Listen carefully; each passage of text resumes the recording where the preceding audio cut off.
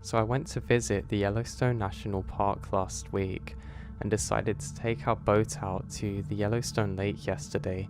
This was our free day and the last one where we wanted to end our trip on a high.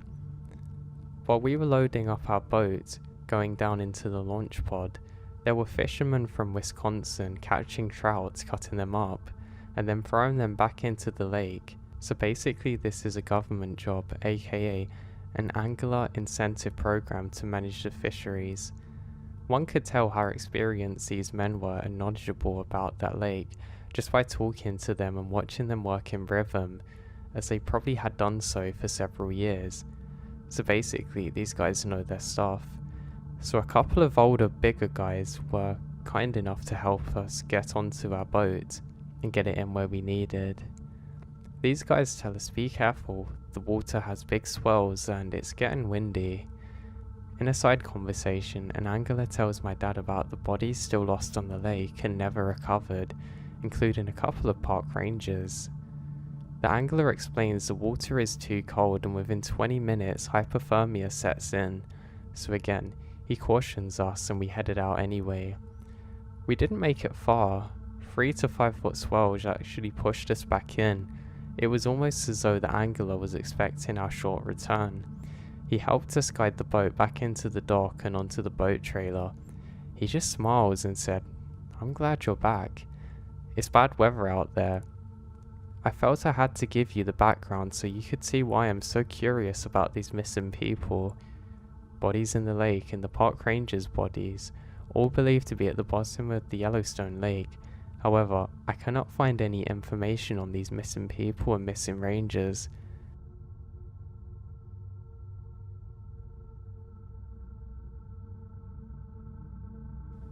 I live in the backwoods of Northern California and had done so for most of my life. Hours north of the Bay Area. So with that being said, I have a million weird or creepy stories, most of which can probably be blamed on wildlife, but not all of them. This would have been about 2 years ago now. I was living in an isolated neighborhood with my parents right at the edge of a thin dry national forest. Anyway, one night I woke up at about 5 AM to the loud sound and purple light of the garbage truck speeding by. After that I couldn't go to sleep. A few minutes later I got up and started walking down to the kitchen for a late night snack. Out of boredom and insomnia, I decided to go into the backyard. It's unusually warm, dry night for the season, and it felt nice to be outside. But something caught my attention out of the very corner of my eye. I looked up to see this huge ball of light in the sky, completely still, just a little bit above the neighbor's roof. I stood and stared for about 30 seconds to a minute and ran back inside completely freaked out. I don't know what this could have been. It was completely clear and in Northern California, which isn't really a place for weather. So I've ruled out a ball of lightning or anything like that, and I'm truly stumped as to what this could have possibly been.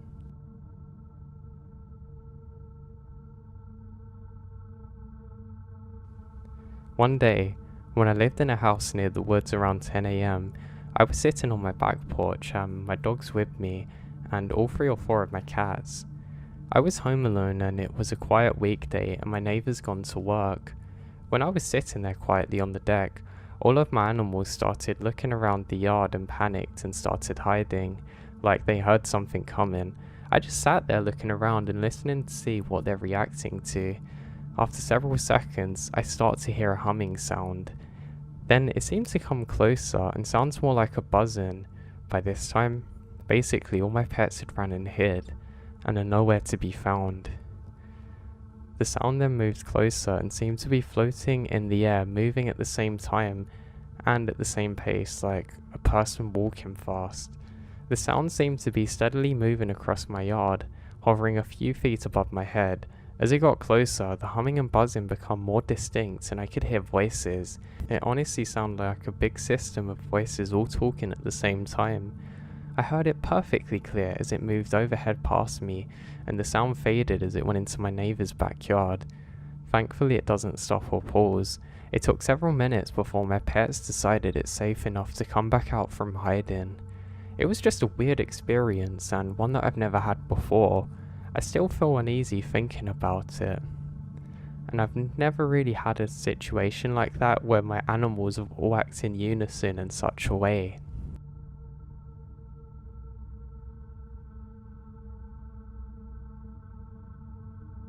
So this actually happened to my mum a few months ago in rural Montana. My mum took her dog outside to the potty in the middle of the night. She had a big yard and her dog would go out off the leash. While she waited for her dog, my mom said that she heard a strange whistling. She would have thought it was human, except whatever it was didn't seem to need to breathe. The sounds are continuous. She described it as a combination of every dog whistle you could imagine all at once. She's convinced that some creature was attempting to lure the dog into the wilderness. Luckily, the dog didn't seem to react and returned to doing her business. A few days prior, my mum and stepdad had been rock hounding near their home when they said they saw what appeared to be like a 2-footed dog track going across the road that had an 8-foot stride. She thinks that this might have been the work of a dogman, the cryptid dog that walks up on 2 feet. As a child, she apparently encountered weird things like potentially Bigfoot, and she's terrified of this and believes in the existence of cryptids like this. When I came to visit her this summer, she would not let me take the dog out after dark, and she would not do it either. She was very frantic and empathetically made me promise not to go out after sundown. There were several strange occurrences at her home over that summer that I saw myself. She is still freaking out over this, and she said about some other experiences that she's had that she'd like to shed light on. I'm gonna probably share these in the future.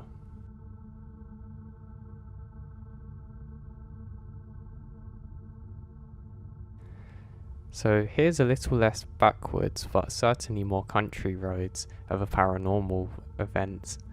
Every summer, my family and some close friends of ours would all travel up from Southern California to eastern Sierra Nevada mountains along the California-Nevada border to the town of Bridgeport. If you've ever been here, it's a super cool area. Big biker route to Roneo Tahoe. Excellent outdoor camping and hiking into Yosemite high country rich in wildlife. Crazy old history with native tribes and the gold rush of the West. Has pretty ghost town nearby, and one of my favourites is world-class trout fishing. Now the town is small, and to be honest, by your typical 20 building Main Street USA to match the feel, all surrounded by rivers, lush meadows with cattle and horse ranches, and absolutely gorgeous wooden snow-capped mountains. We'd often camp up by some lakes. There were actually twin lakes just about 10 miles out, but always made a good point to get to town for dinner at this pizza bar and whatnot. So one night we do this, and afterwards we're on our way back to the camp at twilight, just light enough to make out the peaks on the horizon but still densely dark with billions of stars out in force. Now this road back to the camping area would zigzag through the square-cut properties of ranch land. It's a narrow 2-lane edged by barbed wire with an irrigation channel and minimal streetlights, if any at all.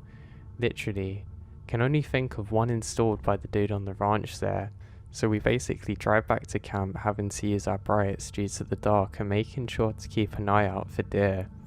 And when we finally pull into camp, my mum immediately says, "Do you see that kid in the dark swimsuit on the other side of the road?" Perplexed and a little amused, I say, "No, where?" "On the side of the road near the cows. He's shirtless walking along the road." I've been driving behind her and my dad. There is no way I could have missed this had somebody actually been there. Nobody in our car saw him, and my dad said that he actually didn't either when she initially saw him. Which is not really shocking for my dad though. However, also not shocking would be my mum seeing something paranormal. It always seemed to follow her, and she was dead serious, even describing the colour of the shorts, hairstyle. She said he was walking the same direction that we're traveling, so she couldn't see his face, but he had to be in his 20s. So we half-jokingly jumped to the conclusion that maybe in fact it was a ghost. After all, it was dark and late. Nobody else had seen him, and eventually in the summer in the Sierra, it's actually at a great enough elevation and crazy enough with weather to be able to actually kill the unprepared person, especially if they're out there in swim trunks. On a clear night in August, I've woken up in the teens for temperature, and the way she was describing this is literally in the middle of nowhere in those fields. It takes us about 20 minutes just to drive at a good speed, let alone walk. But I guess anything's possible. The next morning we get up to learn my idiot friend has basically gone and left the caller out after the rest of us went to bed, and a bear got a buffet out of us, so we decide we'll make the most of it and go back to town for supplies, some further fishing spots, and grab some dinner.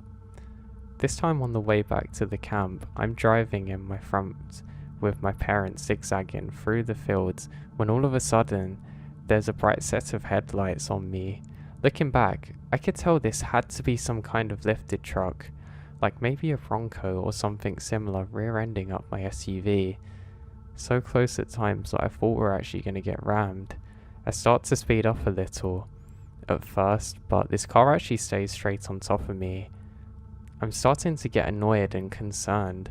After all, this is a 2-lane road at night that anyone wanting to pass could very easily and safely do so. And there isn't any area you could really pull over without risking going into a ditch and getting stuck.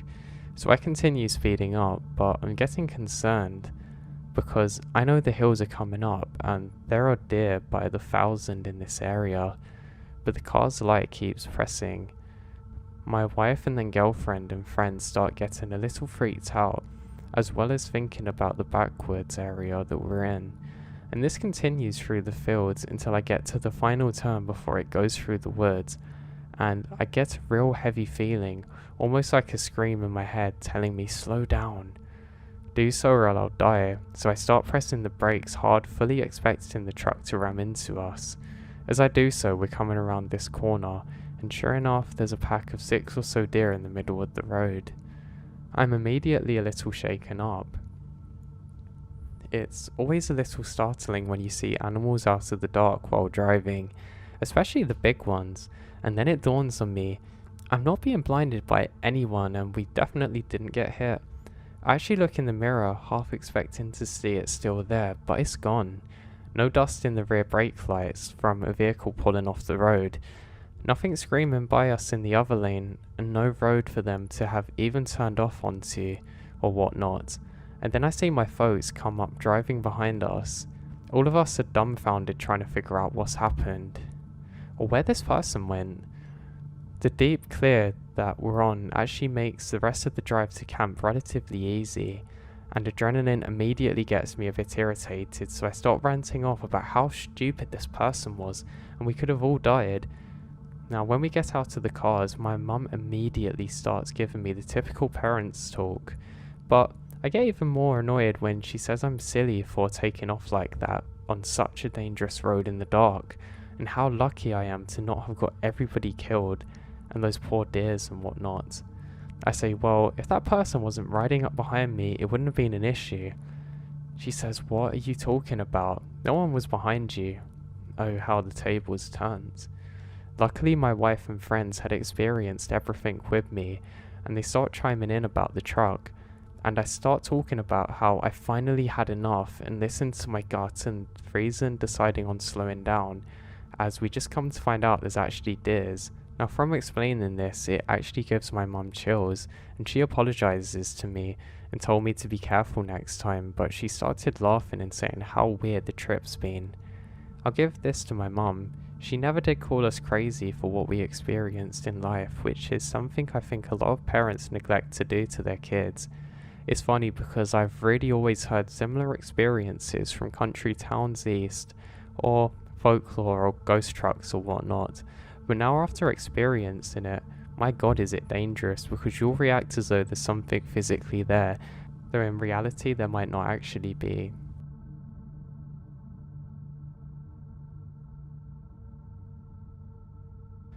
I grew up in Orange County, CA, but there was some real wild areas around us, believe it or not.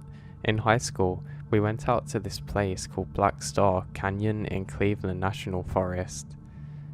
Big densely wooded area of oak that stretches from OC to San Diego almost to the border, even contains Marine Corps base Pennington. Anyways, we had always been told it was haunted while growing up. Turns out, true story was that a tribe was up there that actually got slaughtered in the 1800s by hired fur trappers because they kept stealing the Mexican ranchers' horses for meat. So, we decided that we're gonna go on a night hike to this place, being silly. My friends and I did stuff like this all the time, but I considered myself pretty skeptical, and luckily, most of us are pretty level-headed. This area is actually pretty well known for mountain lions too, so we're all on guard and in agreement to turn around at any sign of one, just even if we're unsure. So, the way the trail works, you park at a forestry gate and start to walk along an old asphalt narrow road that's mostly dirt from when there was sparse houses in the 50s and 60s before the floods actually washed them out and the land was committed to NFS. Eventually, it actually turns to a full hiking trail. Along this road is a line of barbed wire, as well with all kinds of signs warning you not to cross. So here we are, typical idiots walking a road on a hardly shivered moonlit area at night, with not even our flashlights to add to the flare. So we're not using them at this point, which I don't know why.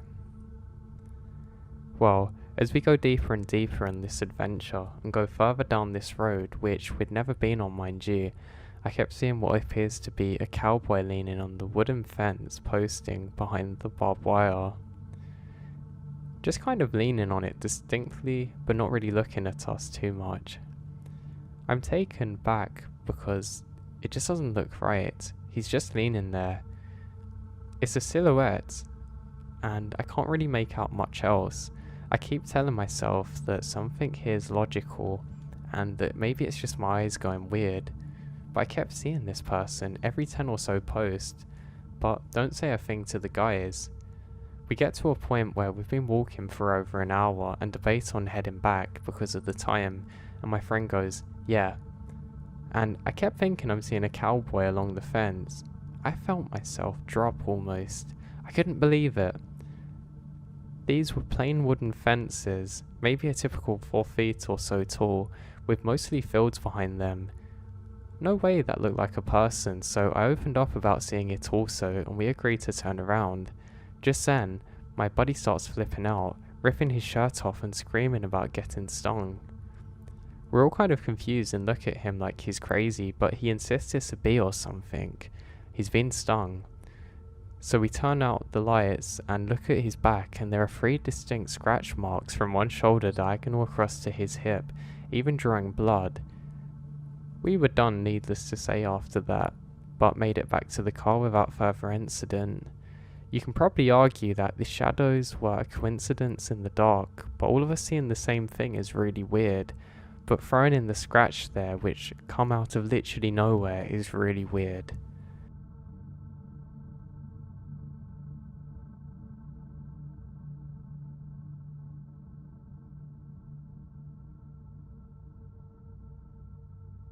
So this happened about 10 years ago.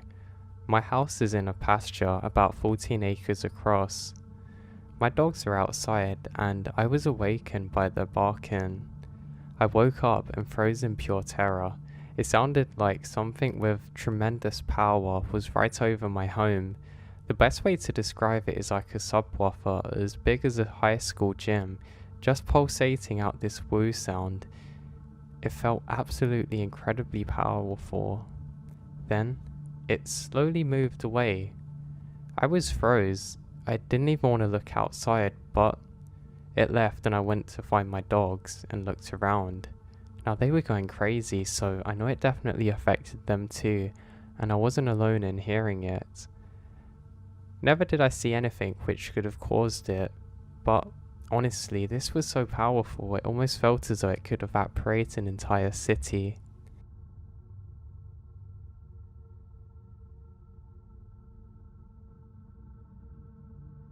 Now, I'm somebody that had been a park ranger for about 4 years, and one of the strangest things that happened to me wasn't actually during my time being on station. It was actually during a vacation that I had. Now, during my vacation, I loved to go up to Alaska. Whenever I had the chance, I'd always love going out there. I mean, truly I was an outdoorsman, so I guess it was kind of second nature for me to be out there, but I also owned a snow cabin out there. Well, I call it as a snow cabin, but I guess it's just a cabin, but you know, Alaska. Now, during one particular trip I went out there, I had a strange feeling that something was going to happen and I just couldn't shake the feeling. I don't know why. Now, this actually happened before I reached the cabin, and to get to the cabin itself, it was actually quite a trek, to be honest. I had to go through the snow for a number of days to actually reach the cabin, but I didn't really have an issue. It was a really remote area and I love being outside, like I said. Now, when I first made it to the cabin, something just fell off. I couldn't quite describe it, but it was almost like something in the atmosphere was just different. I brushed it aside and had a pretty good day really for the first day. Now, I absolutely love to do reading and journaling, and actually wrote poems. There was a bench that I loved to go to where I'd just sit and write my poems. I would do this and other activities during the day. Now, one time that I was sitting on the bench, I remembered writing one of my poems and reading it back, and as I looked up, I had a strange feeling that somebody was just over my shoulder. Now, every time I looked there, I couldn't see anyone. I thought maybe something was off and I could have been stalked by an animal or something, so I decided it was best if I just headed back. So I get halfway back and I'm just starting to get out of sight of the bench and I can see somebody sitting there on the bench. I scream out, "Hey, hey," and they don't reply whatsoever. I realise that I should probably go and grab a weapon if this is actually going to go down, so I quickly head back to my cabin. I come back again with my weapon in hand, but unfortunately they're long gone now. Oh god, I knew I should have just went up to them. Now, it could have been an animal, but mind you, why would they have just went to the exact spot that I was sitting in and looked so human-like? That I couldn't describe. Now, that was probably the first strange encounter that I had on this trip that wasn't just my senses, I could actually see something now. Brushing it aside, I thought maybe, just maybe, it was an animal, or I could have just been seeing things. You know, once you've been in the snow for too long, just staring at wire everywhere, it kind of messes with your head, but this felt distinctly different. And also, I've never experienced anything like it before, so this was definitely odd. So anyway, I put it aside and go to sleep. Now, I'm awoken in the night by some kind of strange call outside. It sounds like somebody trying to make the sound of an animal, but not really pulling it off properly. It's quite hard to describe.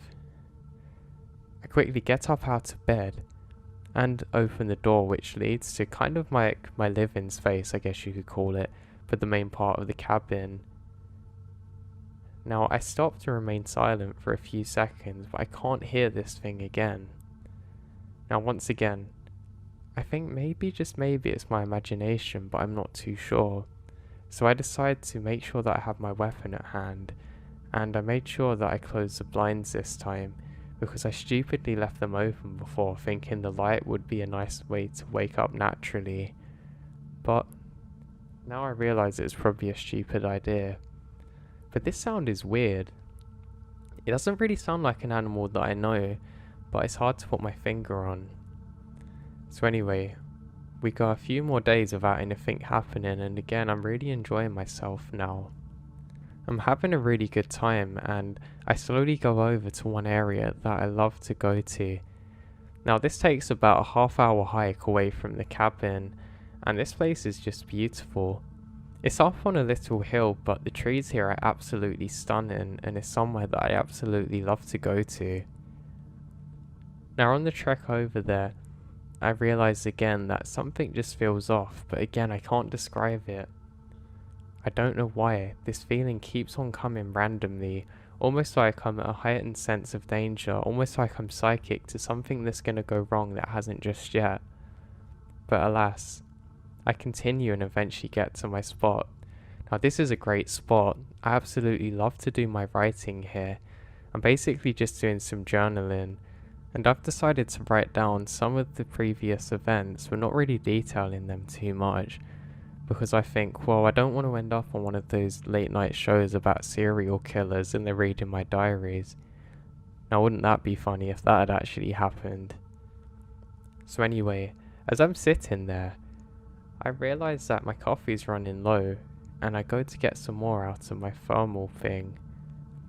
As I turn around, I realise now that there seems to be some kind of footsteps, which aren't my own, which is really weird because I know for a fact that it was only fresh snow that had led up to this point, and they certainly weren't my footprints. They kind of half look like animal prints, but not really. It almost looks like somebody's wore animal shoes, trying to pull like one of them Sasquatch pranks on people, but a little different. Now the shoe marks are actually quite big. Now I have a size 10 feet in US, so I guess this was probably roughly what you call an average American shoe size, but these were kind of animal shaped. It's almost like they've got little hoof markings, but they're not exactly hoofs, so this is really weird. Now my fears come back again and I decide that I should go, especially because I can truly get lost while journaling, and I don't want to be in that vulnerable state while there's something around that I'm not completely in control of. Because as a ranger, you get taught to be in control of your environment at all times if possible, and I certainly wasn't now. I then start the hike back again, and again, I can't shake this feeling that something's off, though only this time I have something to follow once more. It's not just my senses, I can actually visually see the tracks in the snow. Now what's odd is they don't stop where I thought they would. I thought maybe they would just go off into the woods and it was some kind of animal, but no. These seem to have followed me the whole way. I mean literally, I get all the way up to the door of the cabin and it's virtually like they've been there the whole time. I decide that maybe, just maybe, it was something I had done and I hadn't really realised at the time. But again, this is really odd to be honest, and I can't really put my finger on what this could have been. I'm starting to get a little paranoid now, and I'm convinced that there's some kind of animal that's following me. Oh god, nice. Now this is something to be concerned about. There may have been an animal around my cabin that I wasn't aware of, but it's really odd for it to follow people because usually animals won't be predatory, and especially for someone of my size that seems very unlikely. Now, another week goes by, and surprisingly nothing happened, and I basically completely forgot about the previous events. So basically, I was on one of my last days in the cabin, and I was kind of definitely looking forward to getting back while simultaneously knowing I was going to miss the place. There's something about being out there on your own which is really nice, but to be honest, after a while the loneliness kind of becomes a problem and your body or brain I guess tells you it's time to head back, and that was happening for me. So I decided once more to return to the same spot where I'd been journaling before and I'd seemingly been followed. Now as I set out walking, I realised what's really strange today is there seems to be a dog. It kind of looks more like a wolf, but it's quite hard to say at this point because it's just out of sight. But god, I think this is really strange because I've never seen any out here before, and it would be rare to see one on its own like that. I realised that it's probably not a good idea to head out now just in case there's more, and god, that makes sense. They were probably hunting me earlier in the week, and that was letting my primitive senses take over. I realise now that I should quickly head back, and that's what I do. To be honest, the rest of that day was pretty boring. I basically just packed up my things, had some more coffee and just reminisced a bit as my time of working as a ranger and for some other things in my previous life. Now I feel pretty tired and I settle in for the final night. Now before I tuck myself in, I quickly do a scan of the perimeter of the cabin. Nothing seems odd. Everything's normal, and luckily there's some fresh snow so I can actually see around quite a good way and know that there's nothing really following me, so no wolves for now. So with that, I go to bed. Now I must have fell asleep for only about 20 minutes because there's some kind of weight on the edge of my bed.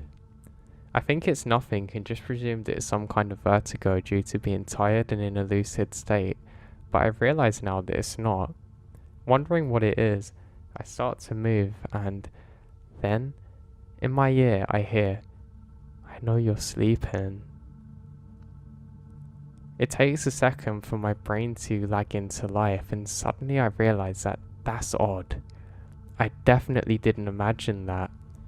I quickly bolt up and try and hit the lights but miss it, and I can hear something sprinting away. There are footsteps just going outside. I can just about see through my blurry eyes that somebody's just ran through the door. I can't make out much, but it's a tall figure, seemingly inky black. I quickly slam the door shut and grab my gun. I fling on all the lights and I'm slowly waking up, trying to comprehend what's just happened. I realise my feet are wet as I realise that there's some snow tracks from somebody's shoes obviously, which have been in my cabin. That thing was real. That did just happen. So angry and scared at what just happened, I bust the door open and scream out, "Hey, whoever done that, you better come back here now." I then fire my gun into the air just to scare whoever's around and I scream out, which I probably shouldn't have, "You'll be next." I look around and I can't see anything. I take a few seconds and calm down a bit and realise that I can probably use the snow to my advantage. I quickly do a circle of the perimeter, but there's no footsteps. Literally only my own that I've just made. How could this be? Someone was just here a second ago. I come outside again and I finally find some tracks. "You're gonna get it now," I scream, still in rage. I followed these tracks for probably a good 20 feet until suddenly, they just stop.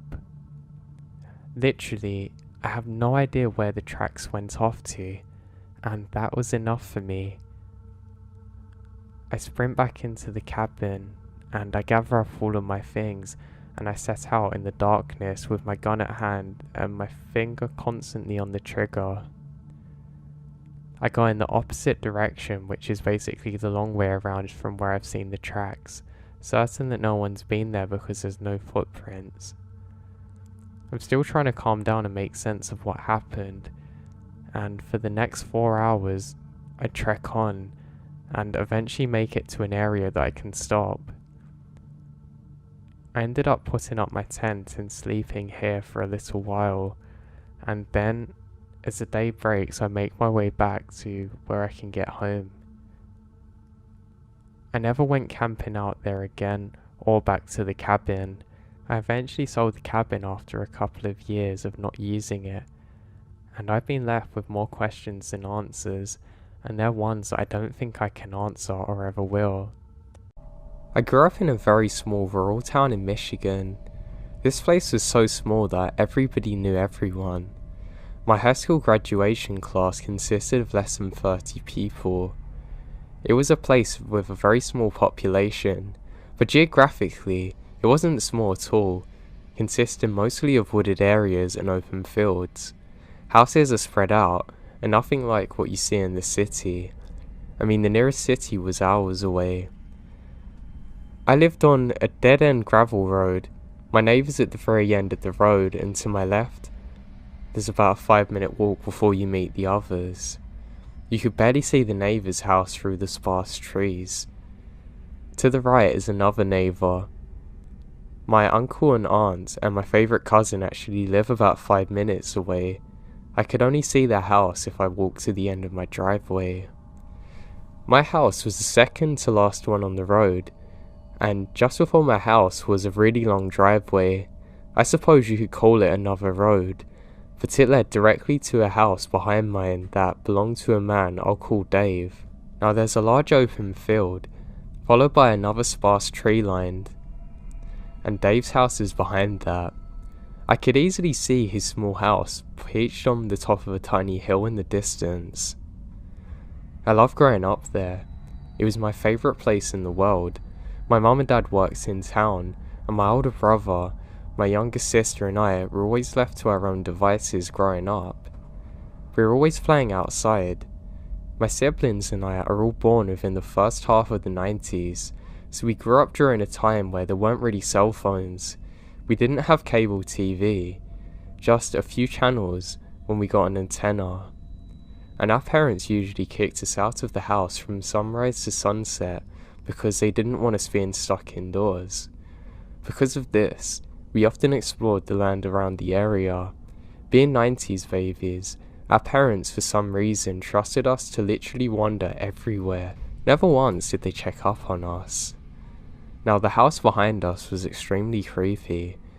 We rarely saw anyone come or go, and believe me, they were very nosy and would know if somebody was driving down the road. The upstairs bedroom window overlooked the front of the house, and my sister upstairs' window overlooks the back of the house. We also had a giant set of sliding glass doors at the back of our house that opened up to the back door porch. They were so big it practically took up the whole wall, so we literally saw everything. Despite the neighbour behind us rarely being seen going anywhere or seeing anyone show up there, we just knew he was creepy. We used to call him Creepy Dave, and still do to this day, including my parents. I can't really explain why we started to call him that, but it seems so fitting. We used to walk through the field and along the tree line towards Dave's house. We were careful not to walk all the way up the driveway. We'd usually just play near the tree line and the fields around the area. The fields are owned by a local farm, family friends or my parents, so we weren't exactly trespassing onto Dave's property if we stayed just far enough down. Sometimes we would get a little brave and creeped up the road more. I can remember inside the ditches leading up to his driveway, there would be animal bones, fully intact skeletons, even a deer skull. It had all been there long enough to be pure bone. That alone was creepy enough for young kids to see. When I was in middle school, Dave married this woman. I can't remember for the life of her name, but she had 2 children. A daughter I'll call Lisa and son I'll call Dustin. Now they started to ride the bus with me and my siblings to school. They always hated it when the bus drove up the eerie driveway to their house. I can remember one winter, the bus actually got stuck in the snow. The bus driver had to try and shovel us out, and while everyone was stuck waiting for the bus, I happened to look out the window at the barn near the house. It was still dark out, but just starting to turn to dawn, so the sky was bluish, but still dark, and you can see silhouettes. I kid you not, standing there on the second level of the barn, there's Creepy Dave holding a pitchfork. He's not even doing anything, he's just staring at us watching. All I can see is his outline. It frightens me so much that I turn my whole body away from the window and start tearing up a bit. My best friend sitting next to me says what's wrong, and I can't even tell her. I don't know what it was, but it scared me so badly. I don't know if anybody else saw him up there, but I still picture it. That was the last time I actually saw Dave for myself, but unfortunately, he didn't disappear fully from our lives. I used to stay up late in middle school watching movies and reading. I've always been a night owl, and sometimes my sister and I would stay up on the weekends all night watching films. One night it's very late. After 3 AM, my sister had fallen asleep, but I was still awake. All of a sudden, we hear a very loud pounding coming from the door that led to our garage. We had a huge bay window in the living room, and a front door to the left of it. Our garage was on the right. Our window faces a driveway, and we have multiple dogs, so whoever this was come from behind the house, crept into our garage so the dogs don't know. I was so scared. My sister starts crying. I started screaming for my dad. He come running out of his bedroom in his underwear holding a shotgun. He went to the door and it's Dave's wife. crying hysterically. I have no idea what happened, but my dad never even told me, and the cops show up. Over time, this happened a few more times. It got to the point where my sister and I stopped sleeping in the living room. And eventually one night, my dad told Dave's wife she needs to stop coming running to our home for help and needed to go to the other neighbours. Thinking back, I feel bad, but my dad was clearly worried about us. These occurrences stopped for a while until one morning I walked downstairs to SWAT vans parked around the road, men in uniforms with vests and guns crouching in the backyards, and they're pointing directly towards Dave's house. I freaked out. I ran into the living room, into the front entrance, and my dad was standing there with a sheriff. The sheriff had been telling my dad that during the night, Dave held his wife and daughter at gunpoint. I'm not sure where her son was, but he hadn't been there. Eventually, this man in his drunken fit of rage blacked out and passed out, and the wife and daughter escaped. I'm still not sure which neighbour they went to, but the cops are called. Upon getting there, he actually shot at them, and that's when the SWAT was called in. I suppose sneaking through my yard across the field was their way to get an element of surprise, but hell, how is a young girl supposed to know what to do when all this is going on? Dave went to prison and I have no idea of the outcome, nor his family. The kids never went back to school. Apparently he's out now but never come back here. All I know is his creepy house is still there and it's been abandoned for ages.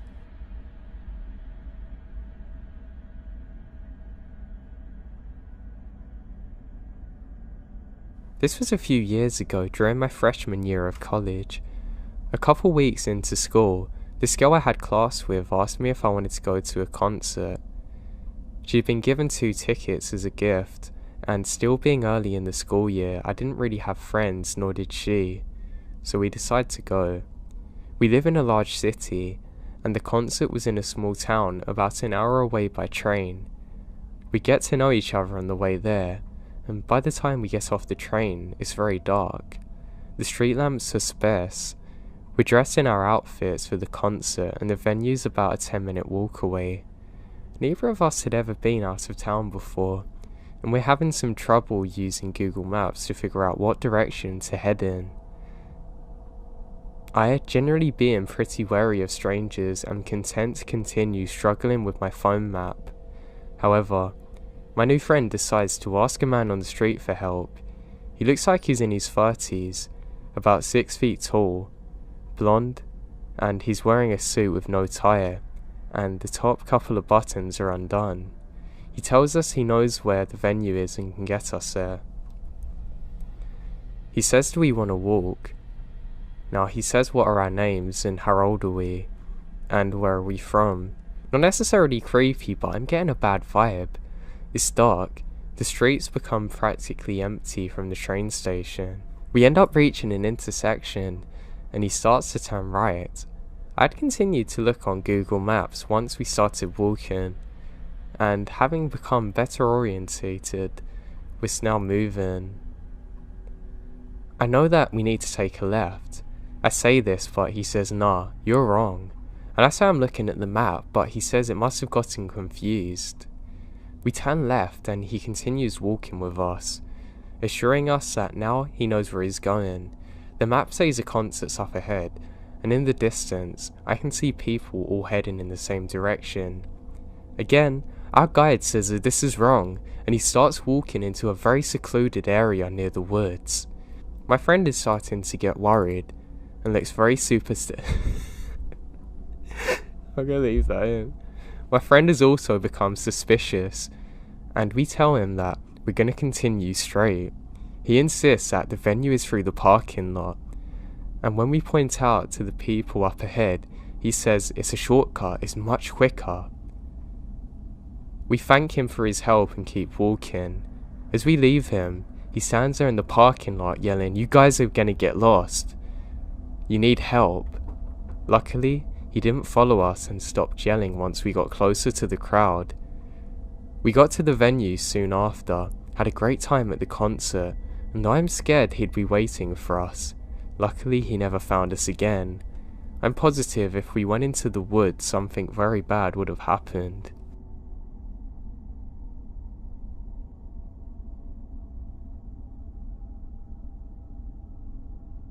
My family and I have been hunting on the same property in East Texas for over 10 years. I love Texas. And we've had some really creepy encounters with some of the locals. This property we hunt on is timber company land.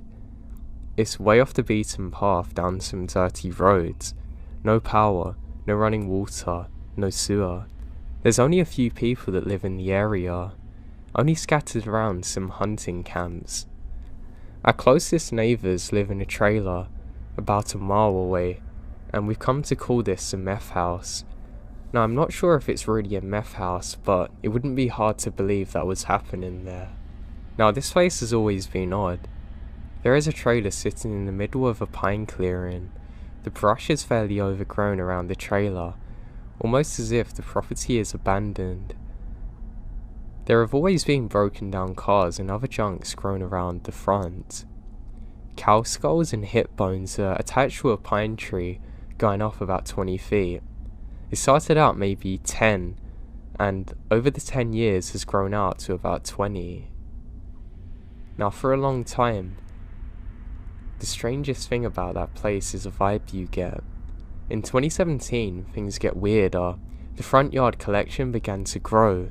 A rotted out taxidermy of wild hogs was added to the skull tree. A doll's head was fixed with horns onto some kind of stick in the ground, which we called the devil baby. There's 3 tripods about 12 feet high, each erected around the trailer made out of pine trunks. One day when we drove by, we noticed that from one of these tripods hung the spinal column and rib cage of we don't know what. We thought originally they were using the tripods to hang and clear deer, but the same bones have been hung there for over a year now, and someone would usually get rid of this. So, we've had no encounters with the residents and don't even know what they look like or if they actually lived there long term. This place was creepy. They seemed to keep to themselves. Until later in that season we had 2 creepy encounters. The first happened to my good friend. He had made a quick day trip with his wife up to the property to fill feeders and ride 4-wheelers. To get to the spot, he has to get on the dirt road and drive past the meth house. His spot is only a few hundred yards away from the house.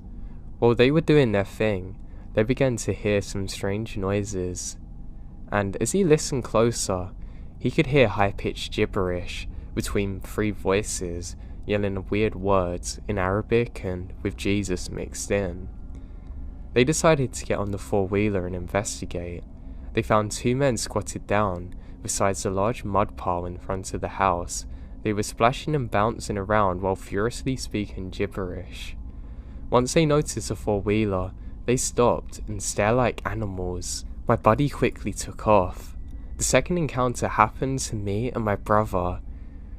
We were up there alone for the weekend and were relaxing by the fire on a pitch black night after a long day's hunt. We began to hear something strange in the distance. It was pipe organ music. It wasn't a recording of a pipe organ, but somebody actually playing one. They were missing notes and sporadically starting and stopping. We laughed about how it was like something out of a horror film, but the music continues for hours. Then all of a sudden, we hear crashing through the brush. Now we're actually in a very thick area of brush. It is between our camp and the direction of our house. This doesn't sound like the usual spooked deer or armadillo roaming around, or hogs even. It's made by something very large. Now the rest of the night it's quiet, and there's no more organ music, and we don't know what caused this. Now not too much has happened since then, but we've made a point never to go there alone, but to maybe one day scout it out overnight.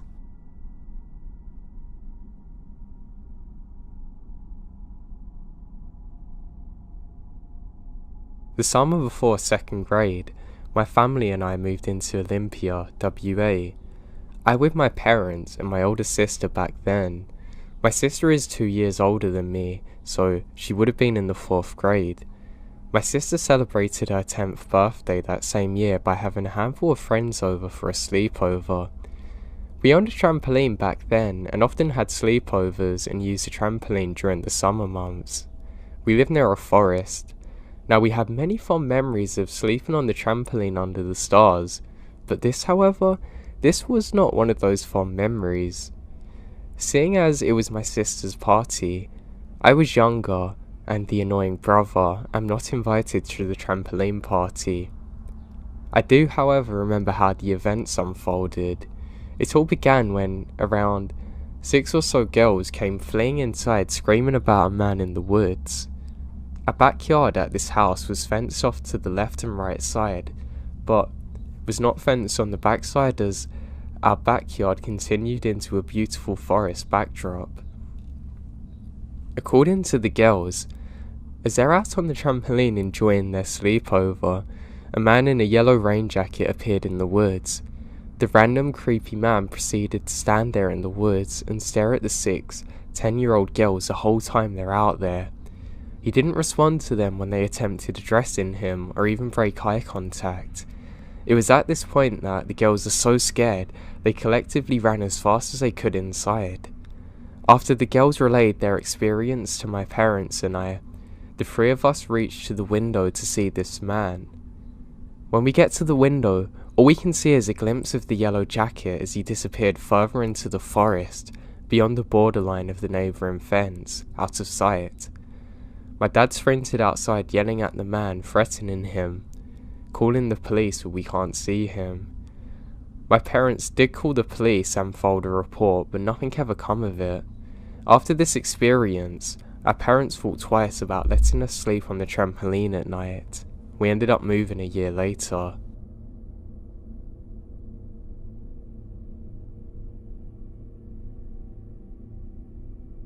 When I was quite young, maybe 9 or 10, my mum, sister, who's about 4 or 5, and I went for a walk in the forest. It was a large forest, well known for camping and having picnics, and we had walked through there many times before. The 3 of us walked for quite some time until we found a spot to have a picnic. After eating our food, we explored the various mushrooms and trees dotted around the place. When it started to roll over into late afternoon, we decided it was time to head back, and we made the walk back to the forest. There was always an eerie feeling when you're in the forest, in any forest no matter where. When we arrived back, we're shocked to see police cars everywhere and hear sirens. We had no idea what happened, but nevertheless, we got back into our car and drove home. I was wondering what could have happened the entire night back, when finally, my questions are answered. My mum and I sat down to watch the 7 o'clock news and found out that while we're having a picnic, the police had discovered a body buried in a shallow grave in that very forest. The reporter explained that the men involved were doing stuff with drugs and other criminal activities. As I was quite young when all this occurred, I didn't think much of it. Sure, I was creeped out, but I didn't completely understand it. Looking back now, it gives me chills thinking about it. I often wonder what would have happened if we were the ones to discover the body.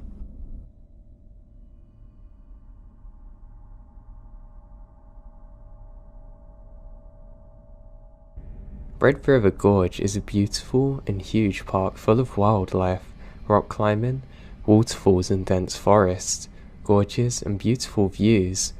The place feels truly isolated, disconnected from the rest of the world. One evening, my boyfriend D and I decided to go camping at the gorge. We went out and tried to find a campground that was as backwards as possible.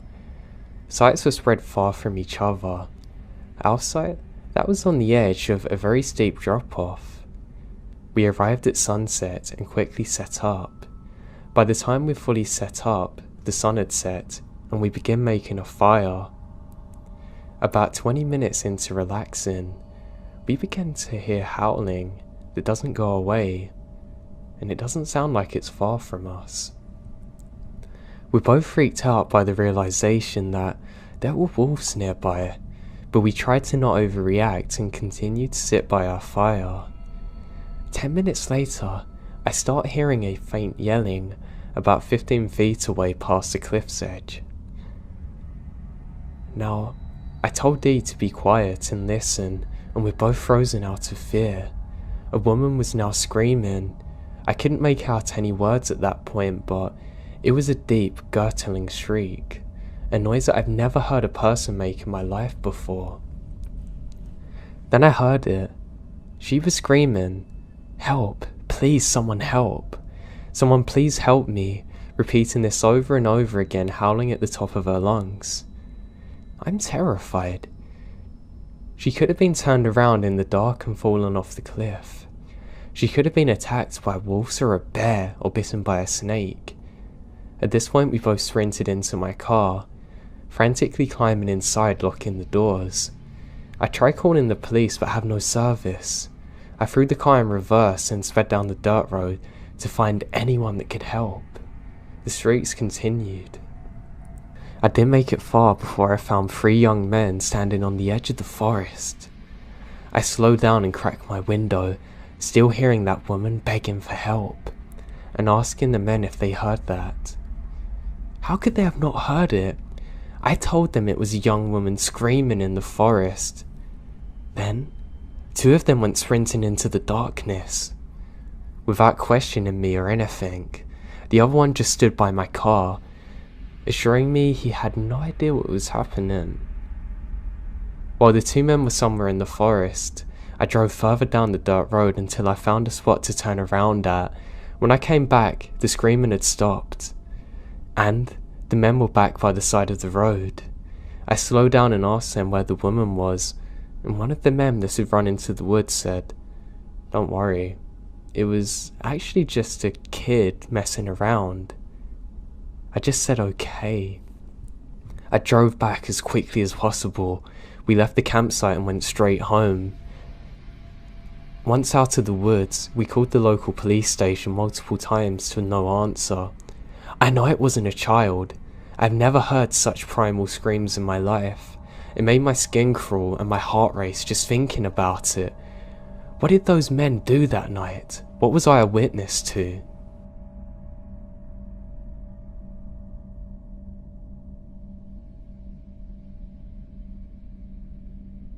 I live just where farmland meets the edge of the suburbia, on an island off the coast of BC.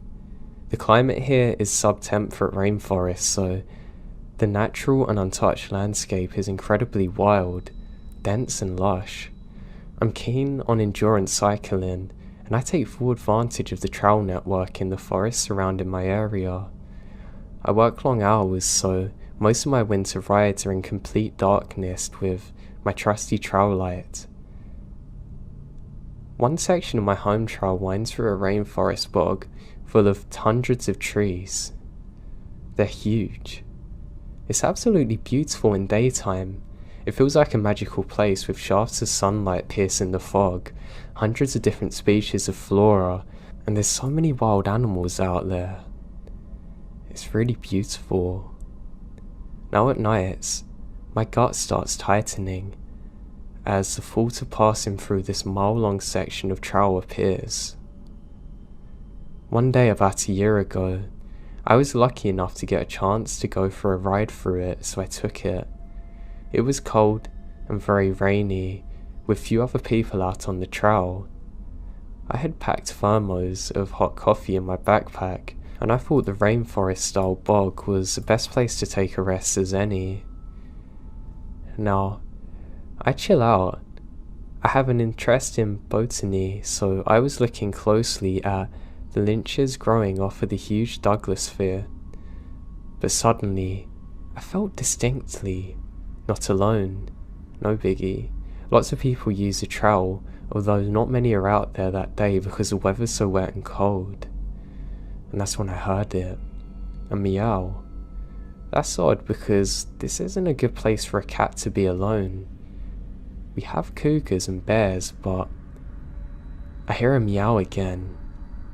Except this time, it was canned and robotic sounding, like somebody playing a bad audio file with a cat. My gut starts to clench. It just sounded wrong somehow, and I can't figure out why. My hands were shaking when I unzipped my backpack to put my coffee thermos back in. I felt waves of nausea roll over me, and the air suddenly felt dense and thick. I was in a rainforest surrounded by trees and moss, but I felt like I can't get enough oxygen. I hadn't seen anyone for at least 10 miles, and I was distinctly aware of how far I was, and I couldn't really get any cell reception here either. Now, I hear the same meow again, but this time closer. I've never heard a cat like this before. It sounded like an imitation of a cat or a person saying meow. It was so tiny, cold and robotic. I now know that without hesitation, it's time for me to go immediately. I was panicked on the inside, but can't show fear, so I casually slung my leg over my bike and start riding. As soon as I got out of the bog, I ride the rest of the way home like a bat out of hell, glancing over my shoulder every few minutes. I can't see anything. I will never forget this experience for as long as I live. I've had some pretty disturbing things happen on my night rides, but nothing ever like this. I hate the fact that clearly something was imitating a cat, and I'm sure it was a recording. God knows who was out that deep into the forest too. I just hope I don't encounter this again.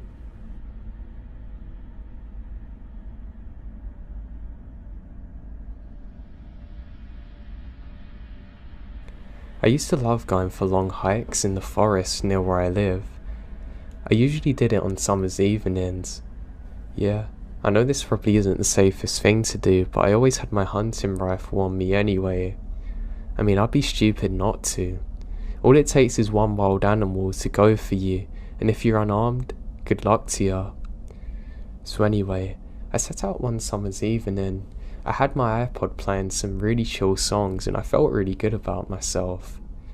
I can't really get cell phone signal where I go, because the trees cover it, but I like listening to my music. Now I was a good 40 minutes into my hike. There was enough moonlight for me to see where I was going. That's how I normally planned my hikes, when the moon was out of its brightest on the most clear days, so I can see everything. I'm really enjoying myself this night. I found true tranquility. I decided to stop for a minute, take off my headphones, and just pour out some of the hot chocolate I had in my flask. Now the second I do this, I have the feeling that I'm not alone, and I can't describe this feeling. It's almost like I'm comfortable in my own presence, but I don't want to be joined by anyone else, and this unsettles me. I just think I'm just being a little paranoid. I say to myself, thank God I've got my rifle, and I could have sworn I heard a laugh afterwards. No, it must have been just an animal, surely. So I go about drinking my hot chocolate. As I do so, and I'll never forget this, I hear someone whisper behind me, "Mind if I have some?" And a terrifying laugh follow. Now the next few seconds is a complete blur as I fumble, fall over getting up, grab my rifle, and scream myself, and sprint in the complete opposite direction to where I heard the voice and back onto the trail. I try and scream out that I have a gun, but I can't get the words out. What's worse is I hear rustling behind me. I continue sprinting up the trail, only to slip temporarily again, and now on my back. I lay there wondering whether it's better to pretend I'm still. I look behind me, and I can see what appears to be the butt of a cigarette lit in the distance. Well, looks like I'm going to keep moving then. I get up again, and scream I have a gun and I'm not afraid to use it. What's worse, I'm sure I hear laughter in the distance after saying this. I sprint all the way back to my car. I don't even bother going back for my flask or anything.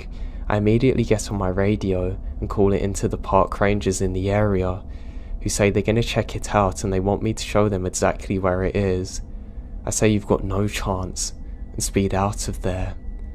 And the whole drive home, I can't stop thinking, who in their right mind was out there? How long were they stalking me for, and what on earth did they want? They clearly weren't mentally sane, whoever or whatever this was. Now, I don't believe in the paranormal, but this could have easily been something like that, because why would you be out there with no torch or anything? Maybe it is an insane person. All I know is that I never got to the bottom of it, and I never went out on my own in the woods at night again.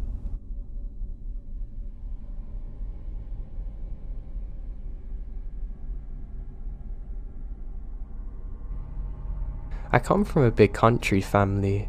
We live on a farm. We raise our own food and meat animals, and we hunt and process. My dad's first cousin is even a licensed taxidermist, so we get a lot of hunting in. For a bit of backstory, on the homestead I grew up on and that we still live in, it was my parents, my pop's first cousin and his wife, me and my 4 sisters, and my 4 female second cousins. So 4 adults and 9 kids. And sometimes my pop's brothers come to stay with us too, especially during the hunting season. So hunting season is on, and my pops and his brother and the cousins we live with are all getting ready to go hunting. Some of the kids decide to tag along with me, my sister and my cousin. We get permission from one of my uncle's friends to hunt his lands away, and it's basically on several hundreds of acres of forest. Now, an important fact, during the time we're setting up, my pops and uncles are quiet while the 3 of us kids talk, and my voice hasn't changed. This is important. Us kids keep chatting away while the adults are just getting louder and feeling more energy while they check out the survival equipment, making sure the guns are clean and working, etc. Now there's a rustling in the thick brush around us, and suddenly 3 creepy looking guys enter the clearing. They literally stop dead. One of them has a hand on his knife on his belt. They're clearly drunk as hell. They kept looking between A and S and my pops and uncle, like debating something. My pops and uncle stand up. Last bit of backstory, every guy in my family is huge. I'm 19 and 6'5". My dad is 6'10" and 280 pounds, Jesus. Just deeply intimidating men. And so are my uncles.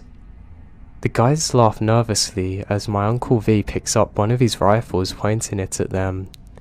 The dudes start running off into the clearing like the devil's after them.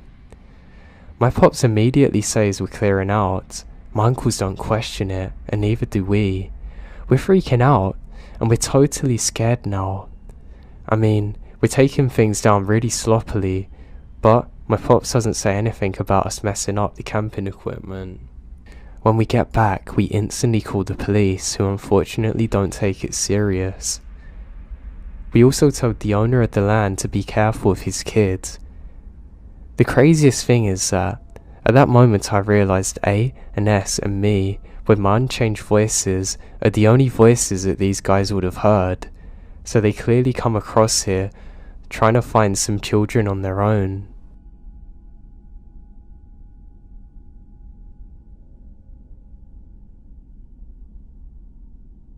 Just down the road from where I lived a few years ago, in southeast Australia, is an opening into about 100 acres of woodlands and bush that I frequently went into when I was younger to do the usual things, riding and camping, etc. I was out driving at around 11:30 with my girlfriend, and as we're in the area, I decided to show her the woodlands while we sat in the area, as she enjoys everything to do with nature. And it's still summer, so it's an extremely warm night. I left my car with the light shining into the trees as we weren't going too far in, and it was pitch black inside, and the 2 of us just kind of sat around chatting and just relaxing. She was sitting on a sort of map of the area that had been used before, and there was some plastic around us. I kept getting this feeling like we're being watched though. Now I've read on here a few people have said that they felt like they're in danger, although nothing around them was off. Everything was fine, apart from the feeling I had, and I just can't explain it. After lighting another cigarette, my nerves are calmed. I scanned the tree line again and realised that it looked different than before. It was only after starting into the dark that I saw that there was now moonlight, lighting up all around us, and I can see a black shape blocking where we come from before. This I didn't see before. I've got goosebumps just typing this, but the only way to describe it is that all sound just ceased and everything went dead silent for a few seconds. I had this disgusting feeling of dread coming over me as I saw motion in the dark path, as something literally crawls towards us on all fours. Now I've seen nearly every animal in the outback here, and we don't have any large predators like in the US or Europe, but somehow I knew this thing was a predator, and it wasn't hiding from us, and it starts slowly coming towards us, clearly hunting. Now I don't know if my girlfriend saw it or not, as it was kind of dark, but I saw that thing get off on its two legs, just staring at us. Now I'm 6'4", and this thing was about another half meter larger than me, with arms that were far too long. I mean, they're literally reaching the ground. I'm terrified now. All I can make out was an off-white, almost yellowish fur colour it had, and a strange wolf-like head. I wasn't able to move as it stared at me, but it's at this point that my girlfriend gasped, which seems to break the silence between us. I grab her arm, and we sprint to the car, slam into the doors. This thing is tearing after us too. We both screamed. We tear out of there quick, not even looking back. It took us half an hour to calm down enough to talk about what we had seen. We both discussed it many times and know what we saw wasn't fake. We still have no explanation to it to this day. It's really scared me, and I've never went back to that area since.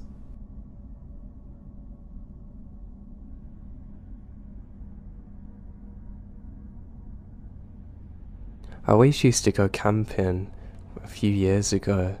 I stopped doing it as much recently because of work, but I still get out there on the odd occasion, and I love it.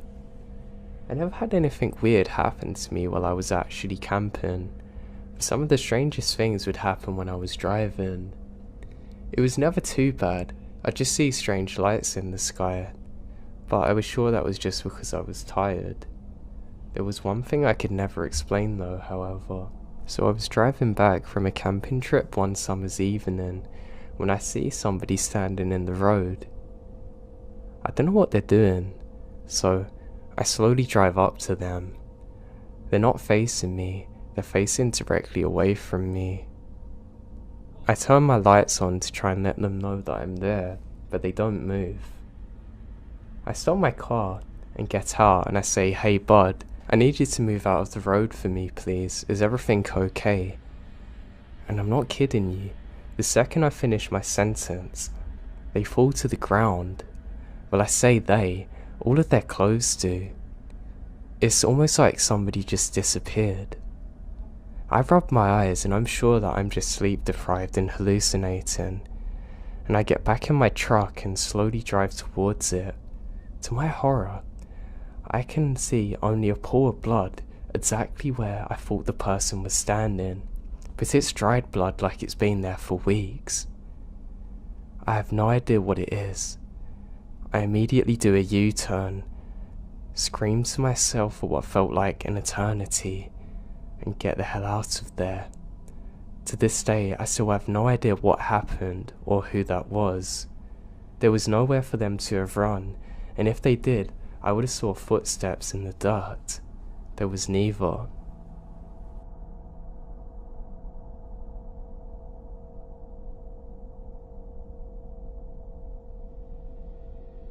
The drive home from work was always a long one for me. I had to drive through miles of woodland roads completely on my own. It was about an hour's drive, but I got used to it. I used to get finished on my night shift at about 10 o'clock, and I'd always turn on the radio and just enjoy my drive. There was one cold winter's night in December that really shook me up though, however. So I'm about 10 minutes into the drive, trying to demist my dashboard, when suddenly I have a feeling come over me like I'm being watched, and I can't shake it. It's a weird feeling, but it went away after a few minutes, and as I'm driving, I suddenly realise that I've lost my power steering. That's odd. It normally comes on again if this happens, which it rarely does, but then I see my lights go off and my engine cut out. It was almost like somebody let off an EMP in the atmosphere. Everything just stops, and I crawl to a halt. I'm confused out of my mind, but I'm not scared. Now as I'm sitting there, I become aware of just how dark it is around me. It's literally pitch black because of the trees. 10 seconds later, the radio comes on, and I can hear a staticky voice saying, "Please don't be scared." And suddenly, my engine comes back on without me turning the ignition, and everything else goes back to normal. Needless to say that I was terrified in this moment. I drive back home as quick as I possibly can. Nothing like it ever happened since, and I still have no explanation to it to this day.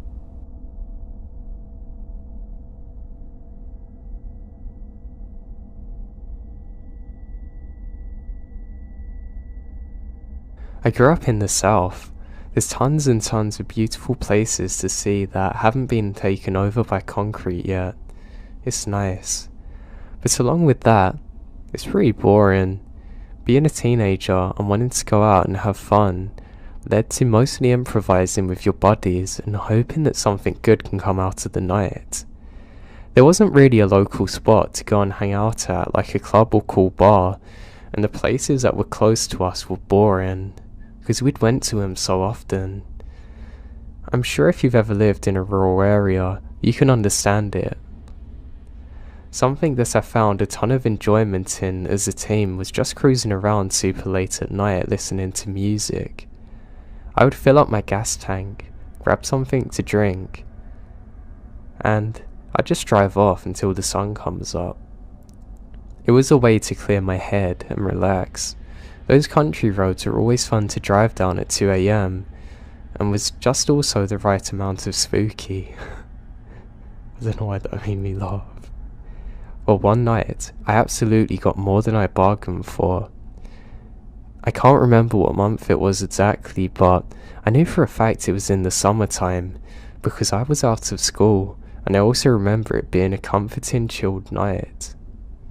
So, if I was to guess, it was probably around July or August. I was cruising around like I always did, and was completely worry-free. I had music blaring, and I'm in my zone. I decided to head down and park just out of boredom. This particular park is at the end of a very long stretch of desolated country road, but 'tis a really pretty drive because of that. When I say desolate country road, I don't mean that it's some dirt road that goes through the woods or anything crazy. It's a normal paved road, but there really is nothing on it after a certain point. The entire road takes about 20 minutes to drive down, and to get to the park after about 10 minutes into the drive. That's where the houses start spreading out further and further before there's none, and just a road leading to a park. I think a lot of the reason I like this drive is, at night, it's so creepy, and there's really no getting over that. I love the adventure of it. Now, the park isn't open for camping or anything.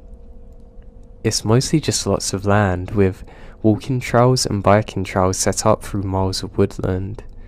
So obviously at around 3 AM in the morning, it's pretty dead. I made it there and just did a slow normal loop around the park. The night before it stormed so badly. So I remember my parents and I had to take shelter because of the threat of a tornado.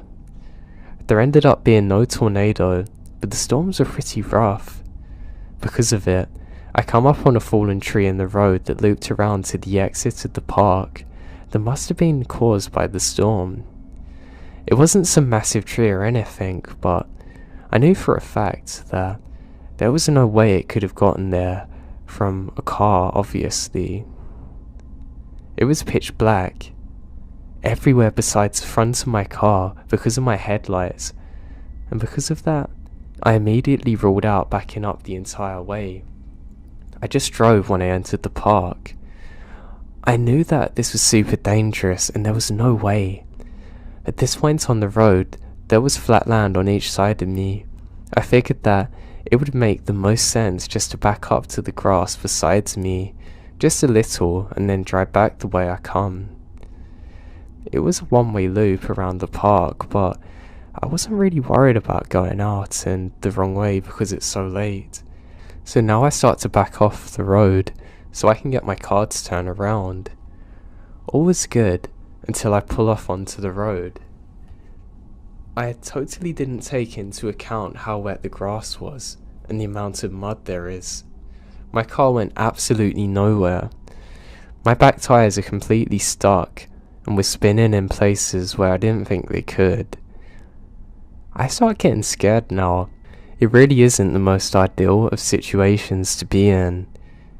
I immediately take my cell phone out of my pocket and saw that I had service, which comes as a massive relief. I call my parents and tell them what's happening and where I was. I'm pretty annoyed, but they said that they're going to pay for the tow truck to get me. My parents both drove their small 4-door sedans, and they said that they would be zero help in the situation that I'm in. It was about 45 minutes away from my home and most of human civilization, so I was pretty sure I'm going to be stuck there for at least an hour before someone comes to get me. It's a freaky feeling. But I try getting out of my head and just continue listening to music and playing on my phone. There's not really a lot I can do. After I kind of calmed down from the initial anger I had, I started to check out my surroundings. I didn't even notice at first because everything's going on, but in front of my car's placement was a field that's full of deer. It's the most I've ever seen in my life. There legitimately must have been 40 deer just walking around eating grass. The field wasn't directly in front of my car, but if I was to get out and throw a rock, I would have easily hit one. So if I'm gonna guess, they're probably about 30 yards away. I watch him for a little bit, but I'm quickly over it and start browsing through my socials on my phone. They seem to have been over it quicker than I was because they all go back to eating grass after figuring out I'm not going to attack them. After browsing my phone for 15 minutes, I finally get a call back from my parents letting me know that the tow truck guy's coming. He's about an hour and a half away. Still to this day, I remembered hearing that and thinking, "You've got to be kidding me." I understood that me and only me is the reason that I'm in this situation, so I can't complain. But I mean, come on. I decide that the smartest thing to do now is to make sure all the doors are locked and lay back and sleep for a bit. So that's what I do. Okay, here we go. So I wake up 45 minutes later to the feeling of being watched. I'm not sure if anyone has ever experienced it before. I don't know how common it is, but it's almost like a sixth sense was going off in my head telling me I need to wake up. Now. Waking up to that feeling in that situation is horrifying. I sit up and immediately check my surroundings to see nothing. I look through my car very quickly for any kind of weapon and find a pocket knife. A pocket knife. Great. I'm really scared now, even though I haven't saw or heard from anyone. I was shocked to see that the field of deers in front of me was still full. I don't know anything about the animal, but I guess they were just gonna move. But they're motionless. I call my parents back to see if they've heard anything, I decide not to mention how scared I am because I know it's gonna worry them. And there's no updates from the tow truck guy, so this can't be much worse.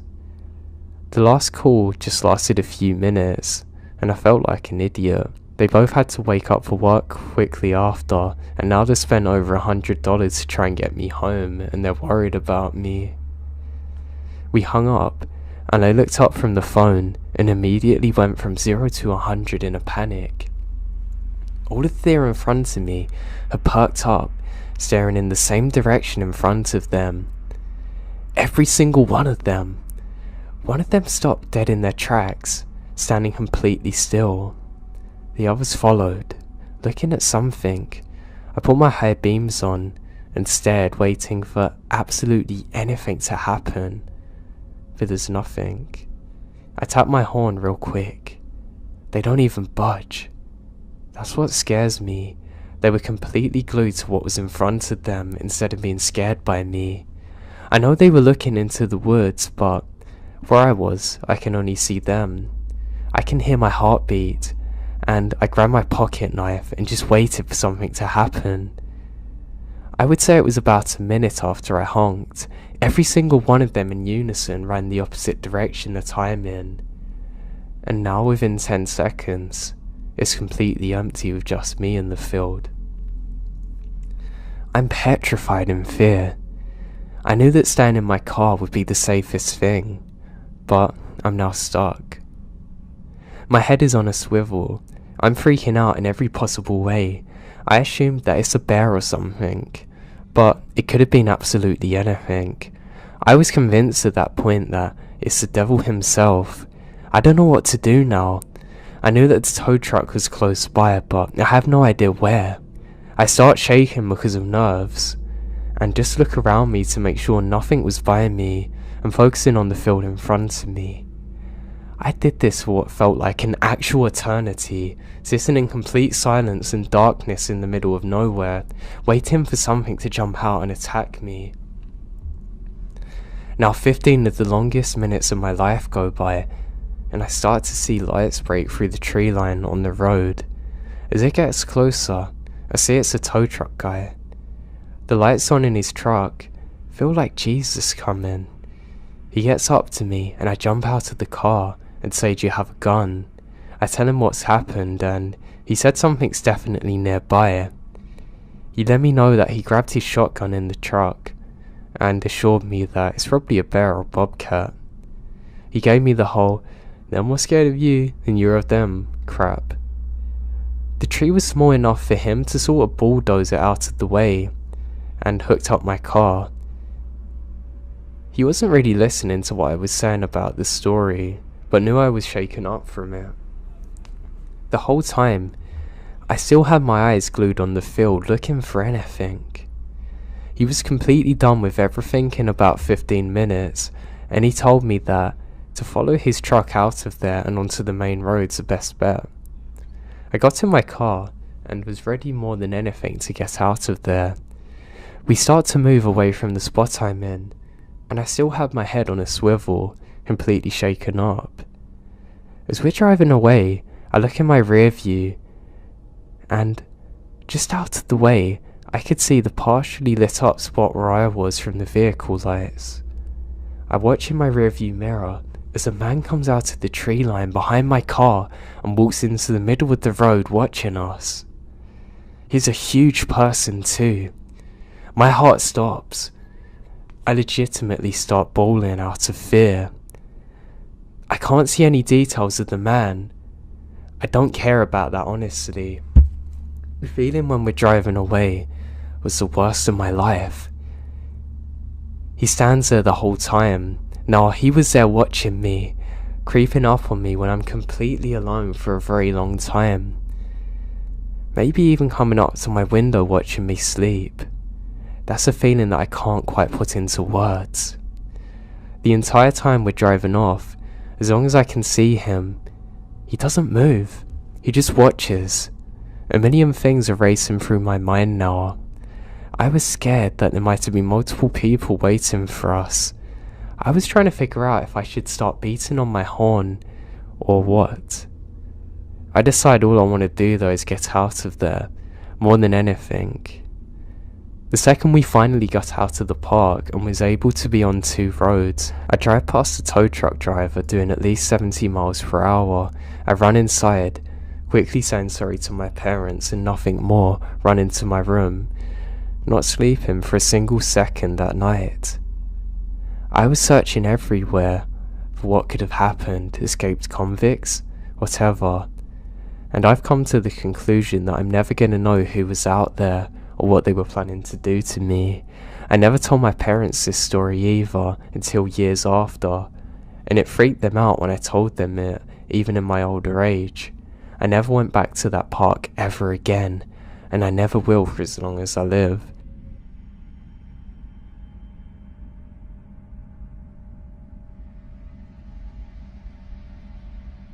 Years ago, when I was still a teenager, my friend Justin and I would often go longboarding at night. As my friends and I are quite the night owls, we love the freedom of almost never seeing another soul on the roads or the paths we frequented. Even when using main roads, it would be very rare to see a car out so late in such a rural area. And you could see or hear them coming from very far away due to their headlights and the noise of the vehicle disrupting the peace. We were really into it at the time, and would often ride our boards for miles and miles, not seeing anyone until the sun was up. One particular night, we decided to ride a few miles away from our usual back roads to take one of our favourite hidden routes. It began with a narrow, paved path that was the only piece of land separating 2 sides of a long lake.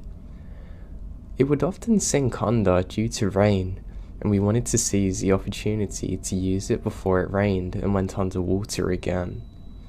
It was roughly 2 miles long and extremely relaxing to ride through due to scenery. After making it to the end of the lake, we decided to keep moving and continue on our way and turn into a very close path that leads into a densely wooded area of a national park. As we came up to the first hill, we looked down at the bottom into the blackness. We both noticed what appeared to be a tiny ball of light moving down there. At first we think it's a park ranger, but it moves so strangely, and it was extremely difficult to make out what it is. Rather than shine our flashlights down, we curiously watched out for a few moments, whispering to each other what it could be. And all at once, that small light turned into multiple blinding lights and extremely loud revving sounds. Overwhelming our senses as to become accustomed to the darkness and silence. Acting purely on fear, we instantly turned around and ran as fast as we could, hearing yelling and revving gaining behind us. By sheer luck, we managed to run off the path into a very dark, very overgrown hole in the side of a hill overlooking where we just come from. We decided to hide in the natural dugout of this hill, hoping the plants and darkness would be enough to protect us from whatever was happening out there. We watched our pursuers ride out to where we originally were standing. There were 4 men, 2 on 4-wheelers, 2 on motorbikes, each other yelling something, but we can't make out what they're saying due to the distance. We felt safe enough to whisper softly to each other and speculate who these people could have been. Our first thought was that they might be park rangers of some kind, although we've never seen any in here, and we've been here a lot of times. And honestly, we doubted that this country had the budget for them this deep, unless they're on a big manhunt or something, which has happened in neighbouring states. Besides, these men are on vehicles that are inappropriate for paved bike trails. They're very angry too, and we don't know why. They call out for us for a while, yelling things like, "We know you're there, and we can see you, come out." We stay silent and decide to call on their bluffing instead of running. Eventually, I heard one of the men yell, "Find them now," and smash a bottle. That had erased any hope that they're rangers. We watched them split up, and each of them gone a different way down a series of paths on their vehicles, including the one that we've just come from. It took us what felt like ages to move. We're frozen in fear in that dugout, watching the lights from the vehicles travelling through the woods and paths. One of them already coming full circle and passing the point that we started on. I thought about calling for help, but I was too afraid. I was scared that the smallest amount of sound would give away our location. After waiting for the lights of the vehicles to reach our furthest distance yet, we finally summoned the nerve to get up and to run somewhere far enough away from them to make a call. We ran as hard and fast as we can through the woods, since their headlights gave their locations away on the paths. We would hide again whenever we felt like they're close. Our available hiding spots were getting progressively worse as the woodland became less dense, and the fear is overwhelming. Finally though, we emerged from the woods onto the intersection of the two main roads, far enough away from where we started. We ducked down into the ditch to call for help. I opened my phone. I noticed I had recent missed calls from one of our friends, Connor, who we're supposed to meet up with after our longboarding excursion. I called him and frantically asked where he is.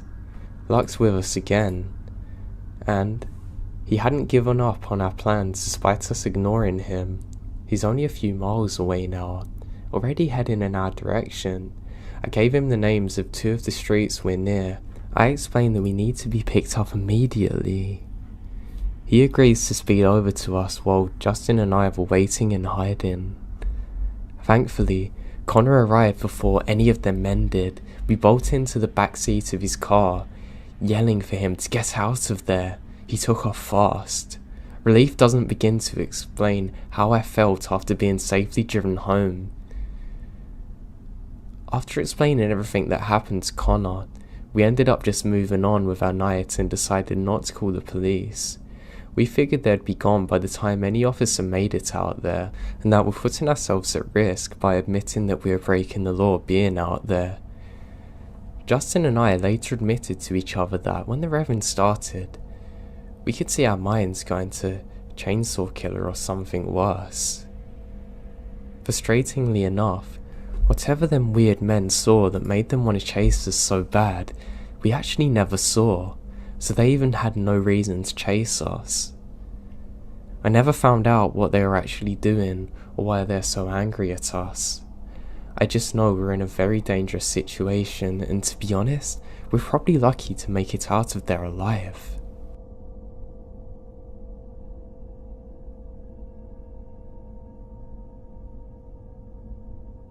Me and my friend John loved to go for hikes in a national park that was a couple of hours drive away from where we lived. We'd often end up camping overnight. We'd always bring our camping gear in case we didn't make it back in time off the trail when it was dark. Now we usually did this in summer evenings. Oftentimes we'd never encounter anyone else except for the odd park ranger. It was normally nice to see them, and we'd have a good laugh for a little bit. I always respected park rangers and embraced them when I saw them. Now we set out on this one hike during one summer's evening 2 years ago. We're having a really good time. We're just talking about life. My friend's talking about not really liking his job much, and he's complaining about the hours and the work they have him do. He works in a hospital and really doesn't enjoy it, and I felt pretty bad for him. He's only starting and they're making him do all the dirty work pretty much. I wasn't too happy in my life either at the time. I had some big changes coming, and I was waiting on people, and I hate waiting. I really can't stand it. So we're talking about this for hours, and honestly, it's like a therapy session, and I really enjoy it. We keep talking and we're talking about the highs and lows of life, things that are coming, and things that we just want to see change. We're both saying it's surprising how that this time next year, we have no idea where we're going to be or what we're going to be doing. We're just putting the work in now. As we finish talking, we realise it's nightfall and there's already moonlight illuminating around us. I love moonlight, and we say, hey, how about we set up camp? John agrees.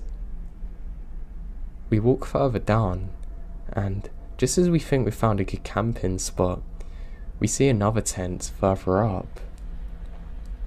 Now there's this horrible smell there, so we're sure that whoever this is has hunted an animal, and they've left it out there, which is kind of disgusting, but they might be skinning it, getting it ready to eat. My friend goes over to say hello, and just say that not to worry about us, we're going to move further away so he can have his own space. And what do you know? A park ranger appears. You can see his hat from a mile away. As we go over there, we realise that there's something not quite right about this ranger. We can't really tell what. He doesn't have a normal uniform on. Well, he has a hat at least, but he has a big coat on. It's not cold enough for a coat. He says very few words when he speaks to us. He just says, yeah, I'm just setting up camp. We're out looking for someone, and that we should leave. I end up talking to him for a little while, and a lot of what he's saying doesn't make sense, and I get this really weird vibe from him, like he's looking at me but he's not, and he's trying to look through me at the same time, if that makes sense. He says, are we armed? And we say, yeah, we've both got hunting rifles, but we got a permit. He asks to see it, and my buddy shows him his. He says, that's okay, you haven't got to get yours out to me. And then John says that we need to get moving and should probably set up camp. He says fine, and the second he turns around, my buddy John grabs me hard by the arm and starts walking really fast, guiding me. Now I'm confused because, well, we're out in the middle of nowhere in a national park. There's gonna be lots of places we can go and set up our camp. But there was something different about the way he grabbed me. It felt really urgent. I can't describe it. I don't need to know any more about the situation, and I should start to lightly jog with him. The second we're away from the camp, I turn back and I can see the ranger still watching us. He's standing in the exact same spot as before though, which is something I find very odd. The second that we get over this hill, John says run, and I don't question it, and we start sprinting as fast as we can back the way we've come. He starts telling me, I don't think that's a park ranger. I say, what? You're kidding me? He says, no, just run. And we run for miles and have to stop eventually to catch up with our breaths. He says, I don't think that was a dead animal we could smell, and that guy definitely wasn't a park ranger. I said, how'd you know? He's just wearing a coat. He said when he looked at our permits, he didn't even look. And then he said it was fine, and a park ranger would have to check both of us had permits, pretty much. I got a horrible sinking feeling in my stomach as I remembered turning round and looking at the park ranger just standing there staring at us, and a lot of what he said didn't make sense. God, it all clicked now. We continued hiking into the morning and eventually make it back to our car. We drive immediately to the park ranger station, and the park rangers there say that nobody's out in that area and they're definitely not camping. Eventually, they sent out some people to go and investigate and got the police involved. It turned out that they suspect that this guy had murdered someone, and where we encountered him, he moved everything and hid the body. The police are still out there looking for it today.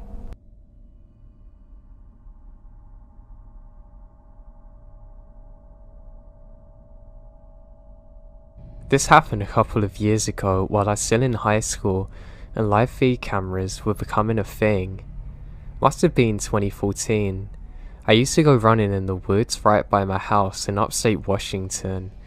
The trail began very steep, almost like a hike, and then became steadily more flat as it went along, and that's where I begin my runs. I would run every day through the same area in the morning around dawn and afternoon before and after school. I was running before school one morning and I can see a man with a plain tan hat very close to me sitting on the bench at the beginning of the trail. I hate detailing with people because I was an awkward teenager, so I look at the ground and walk by. As I get closer, I can tell he's staring at me. I walked past him as I was going up the trail, and I slightly turned around and saw he stood up, walking the trail behind me. Keep in mind, the sun is barely coming up, so it's still mostly dark. Then I ran. Now this isn't my normal jog, I was sprinting. Nobody's ever on this trail in the morning. I've never come across this guy before, and for some reason it creeps me out. I knew I could go through the forest basically to my backyard, so I wasn't worried, but definitely afraid he's going to attack me or something. As I go further down the trail, I lose him, so I slowed down because frankly, I'm out of breath. Then I heard a man's voice say loudly, as if he was screaming, "Well, aren't you going to introduce yourself?" That's when I lost it. I called my mum and told her that I thought somebody's following me on the trail. I told her a brief version of what happened, and she told me that she could meet me with the car at the head of the trail, just in case a man's following me. She didn't want him to know where we lived. I went down a side trail that shortcuts to the head of the trail, and was looking out for the man the entire time. I got to my mum's car and started sobbing and crying. I don't really remember why. I just remembered being so scared that I was about to be kidnapped. The rest of my day went normally. I went to school and all my classes like normal, forgetting what happened. The rest of the week was pretty normal until Friday. Right on my way home from school, I stopped at the grocery store, and on my way out, I swore I saw the man. I thought I was imagining it, so walked to my car and drove home. I didn't do much on the weekends. I stayed home and chilled with my family, smoked with my friends, and that was about it. I was up late with my friend Josh watching bad movie after bad movie. Then we start hearing something around 3 AM. I had some annoying middle school kids in my neighborhood who are always doing pranks, so we ignore it. The knocking then transferred from the back room we're in to the windows by the front door. In the morning, I told my parents that my dad checks the ring camera. It was a man. There were multitudes of clips of him. First a couple of him walking past the camera as though he's going back and forth in front of the house to see if he can get in. Then a couple of clips of him stepping back and looking up as if he's trying to get into the upstairs windows from afar. These clips ended around 1:45 in the morning. Then around 3:05 he shows up again tapping on the windows, and we could see him in the camera.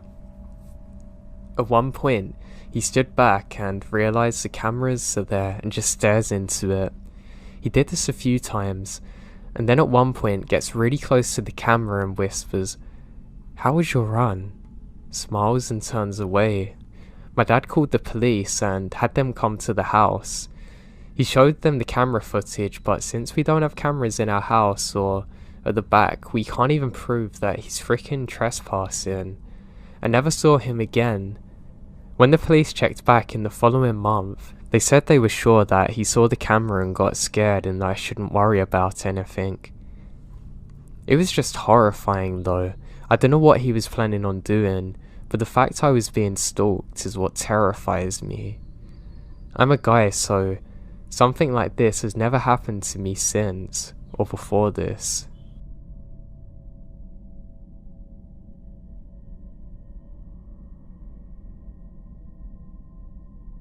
When I was younger, I used to spend a lot of time living with my grandparents. I like living with my mum and dad, but I can never resist going round there. They always made the best food for me. They had a really cool bedroom that I could hang out in, and I just really liked the vibe. There's also a really nice wooded area next to where I live. I love going there on my own.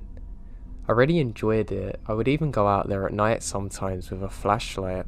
Of course I was always cautious and back by about 10 before nightfall, but I didn't always keep up the end of the promise to my grandparents, and one day that affected me in a really weird way. So it was one summer's evening. I was out later than normal because it stays dark for a lot longer. As I'm outside, I have a strange feeling that I'm being watched. Now I've only been out for a few hours, but I just can't shake the feeling. I'm not really doing too much, just having a venture through the wooded area. It suddenly hits me that there's a strange humming sound coming from near where I am. Now this makes me completely forget about the feeling of being watched. I've never heard anything like it in my life. It almost sounds metallic, but like it's biological at the same time. It's really hard to describe and I can't even replicate it. This makes me stop dead in my tracks. For some reason I look up towards the sky, and I notice stars everywhere. I was so caught up in my paranoia that I didn't even take a second to appreciate the beauty of this. As I'm doing so, I realise that my watch light has come on. It gives off a green glow in the dark. But then I look down, I don't even have my watch on. I wonder if there's something on my arm because it's glowing green. My heart then drops as I realise that all around me is glowing green. Now the next few seconds are a blur, but I look up and all I can see is a very bright light directly above me. It's blinding me, and a strange warm sensation. I cover my eyes and the next thing I know, I'm being woken up by emergency services, with my grandpa looking very scared over me. I spent the next few weeks in hospital, and apparently I'd been out in those woods alone for 3 days. Nobody was able to find me and a massive search party went out to look for me. Strangely, there were lots of burnt plants and trees in the area where they found me. They thought I got kidnapped, and nobody could believe what I was telling them that happened. The only verification was that other people in the area also reported seeing strange lights in the sky that night. I'll probably never have an explanation for what happened. I mean, it could have just been my imagination, but it seemed too real. And it's crazy that other people reported seeing lights in the area where they found me, and that parts of the landscape were burnt around me, yet I was fine.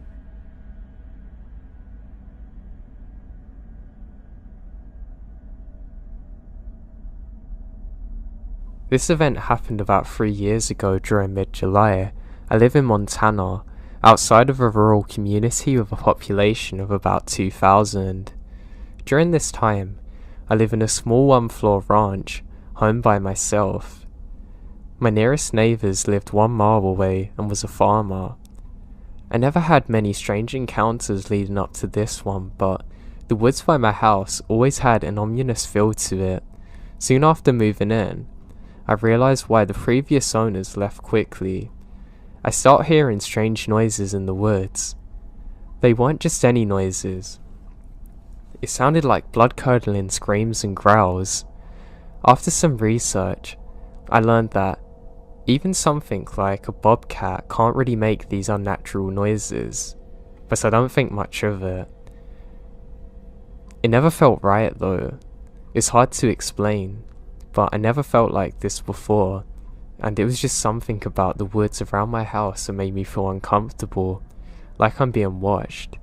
The first experience I couldn't explain happened about 2 weeks after I moved in. There was a thunderstorm, and the thunder was loud enough to keep me awake. I never did feel comfortable sleeping in storms alone. The lightning was crazy and would light up the whole surrounding area for a fraction of a second. I was laying on the couch and go up to get a glass of water at the sink. It's about 2 AM if I recall correctly. Above it, there's a small window that gives a view of my yard leading up to the tree line. When the next flash of lightning hits, I see it. Admittedly, it wasn't a long view, but enough for me to see whatever this thing is. It was near the tree line, just a few steps into my yard.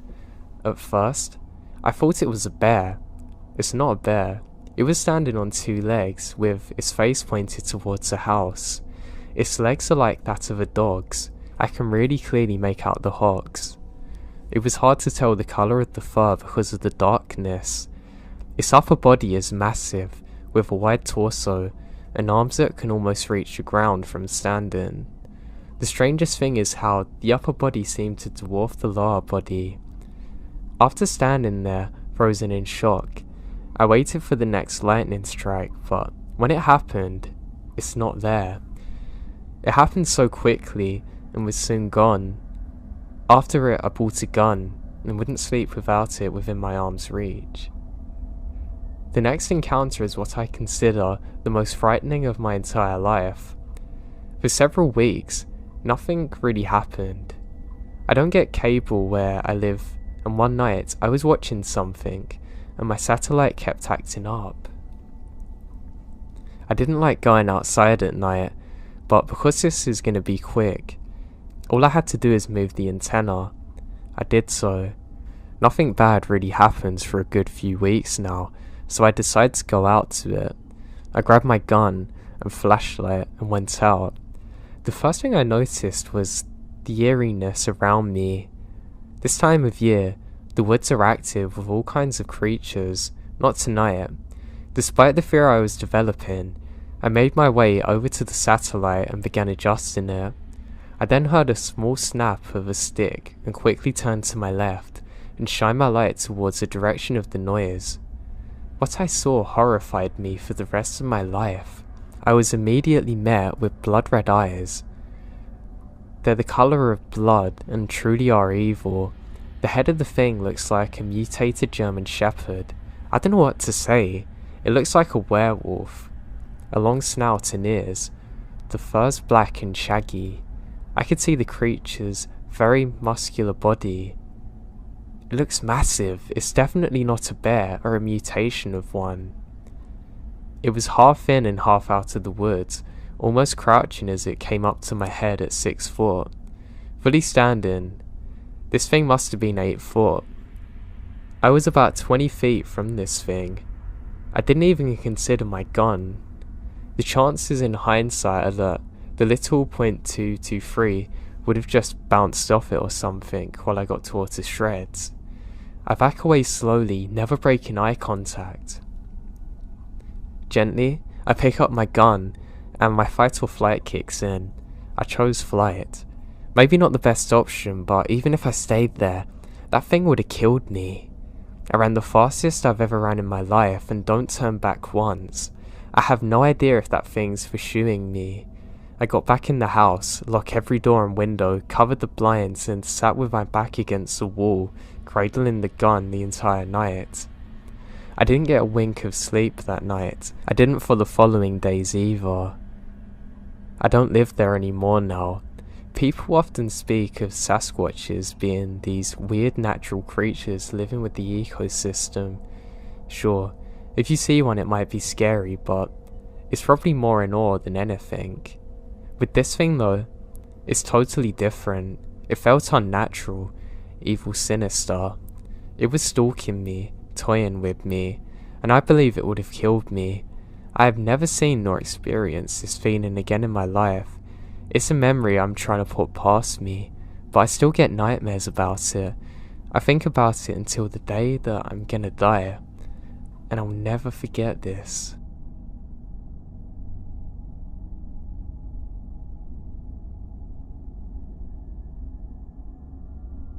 My dad told me about this incident that happened in the early 50s when he was a young child. It was in the early 50s. My dad couldn't have been much older than 5 or 6 years old when it happened. He grew up on a large farm that was very isolated.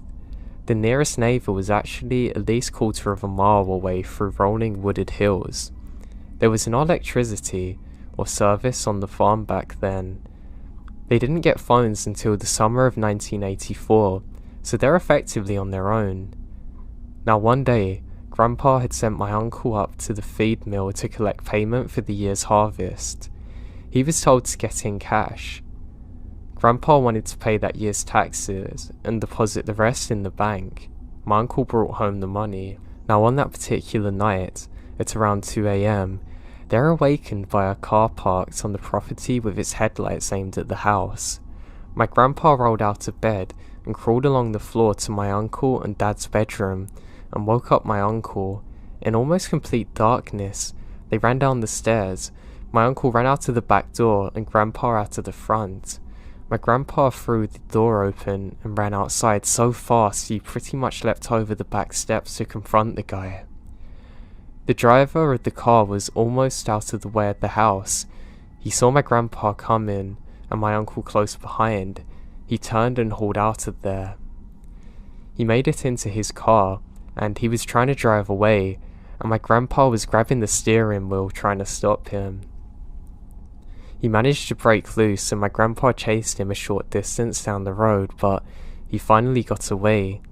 At that point, my grandpa and my uncle noticed a second car at the end of the block speeding away.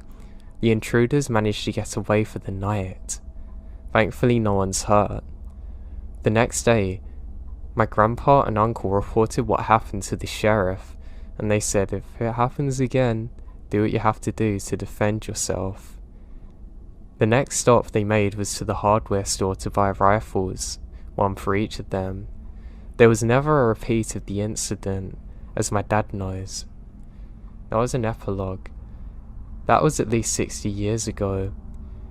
It was more than 30 years before I was born, and despite that, it's done more to form my views of self-resilience and home defense. More importantly than any Supreme Court cases stating the police have no duty to protect individuals. Now, life has taught me that you often have to defend yourself, and the people who don't are usually the ones that end up not here.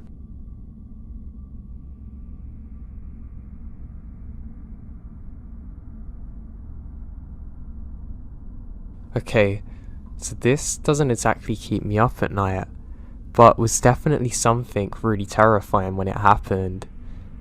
I got my first job in sophomore year of high school.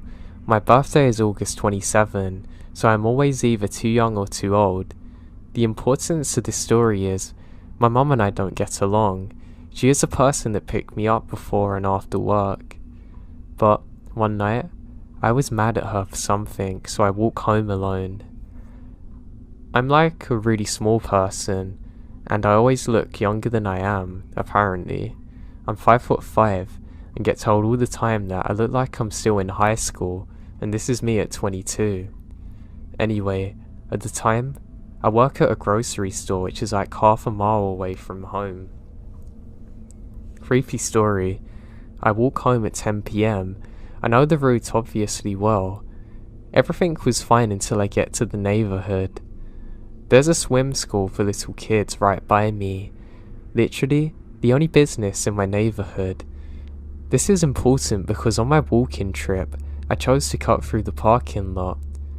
I noticed a guy was walking maybe 100 feet away from me. I wasn't worried at all, so I cut through the parking lot and head through the wooded trees. And then I keep walking. I then look back behind me, and I notice the guy is still there. My brain, I went into fight or flight mode. This is because I knew I'd cut a corner, so he shouldn't be there. His arms were moving swiftly, and clearly he was coming at me with intent. I book it to my house, and I can hear him chasing behind me. The guy was big, even from far away. He looked over 250 pounds. I luckily made it back home alright, but I hate to think what would have happened if I didn't know the area, and if he caught up to me.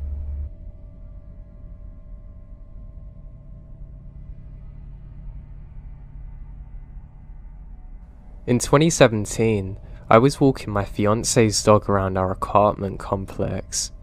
It was pretty dark and pretty creepy on a good day at night, but this day it's just off. Something really didn't feel right, and I noticed a car slowly creeping down the way next to me. My gut dropped, and something in my said head run. So I did so. I got out of sight of the car, and see it slowly crawl up onto the area next to me, and speed up and drive off, scanning for me.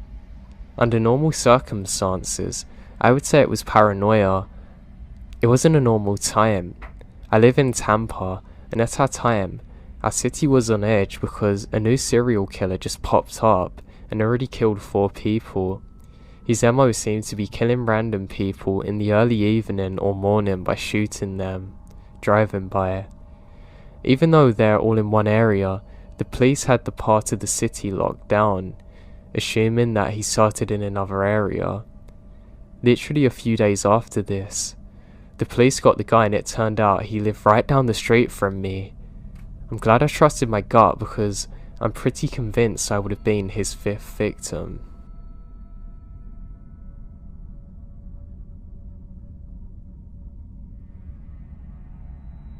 In May of 2015, some of my friends and I decided to go camping in the mountain rest SC. We left a little later in the day than we had wanted to do, so when we got to the road that cut into the mountains, it's already dark. While driving down the road, you can see other campsites because of the fires, but they're literally miles away from each other. We finally find one that nobody's at and pull up to it. The campsite is on top of a hill, and there was no room for our cars to be up there. We start to grab all the equipment off the cars and start to head up the hill to get set for the night. One of my friends and I start to look around for a good place to set up our hammocks, since it's what we chose to sleep in, and stumble across something that we wouldn't have seen in daylight, but completely missed because of the darkness. It was a large tree that had been cut down, as if to block vehicles going further in one direction. On the other side is a cemetery. It's unsettling at first on its own, because we're in the middle of nowhere in Southern Carolina, but even worse, we find out it's a mixture of Native American graves and Confederate soldier ones. This made for 2 interesting nights of camping. Each night, we would hear footsteps around our campsite, and there were no raccoons or anything around us. We then heard what sounded like a group of people talking, which is weird because nobody's around us. I was very confused by this and look up at the cemetery, and I see a group of shadowy figures. I was very scared and eventually went back to sleep. I never experienced anything like this since.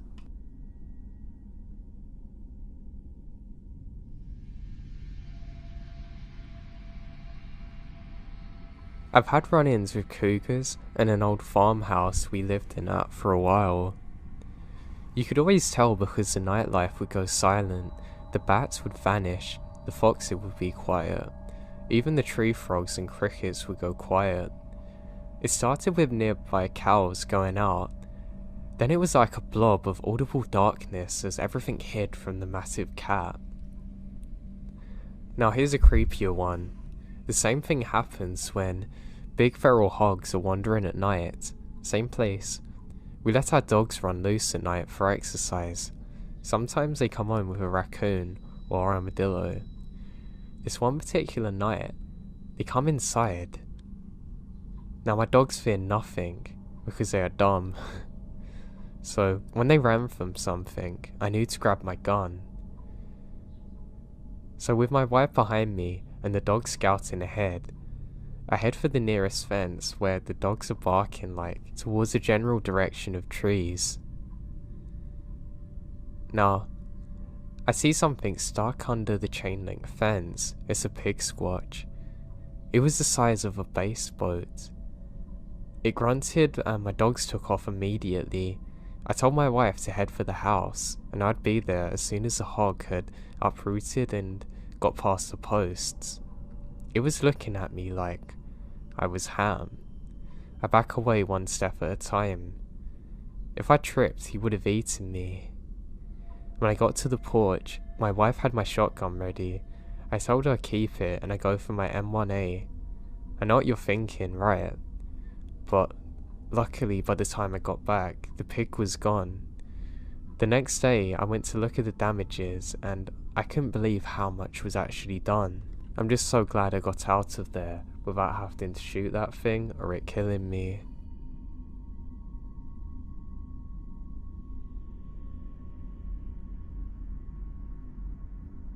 This happened to me a few days ago.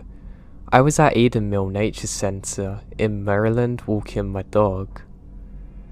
It was just before sunset, so the park was completely abandoned. No one car in the lot. This place has a few miles of hiking trails that's going through thick woods. On the first mile or so of the trail, you come onto a bridge that crosses a river. I have walked my dog here before, but for some reason, once we got on the bridge, my dog would not proceed to go across. He is a little dog, but has a very loud bark. Now at this point in time, he wasn't barking though. I was just standing still, staring across the 20-foot bridge. I went with my dog and proceed to wait and watch into the forest across the bridge with my hand on my pocket knife. Finally, after a minute or two, a gator, being a small farm vehicle, comes across the bridge. The guy, or whoever it was, looks at me and the dog real quick, then backs up to the hill. It was definitely weird. I turned back quickly towards my car. The fact that the dog would not move across the bridge makes me think something was really off with the situation. If you know Eden Mill Park, then you know that after the bridge is a long pathway completely covered in dark trees. If my dog didn't stop me, I would have been halfway down the trail, alone with that guy behind me blocking the trail. It may have been nothing, but the fact that my dog behaved that way makes me think differently. He's never done that before.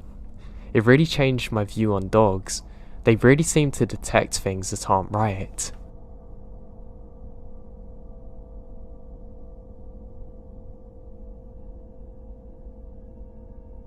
This story is short, but it scared the life out of me because I haven't had anyone do anything like this to me before.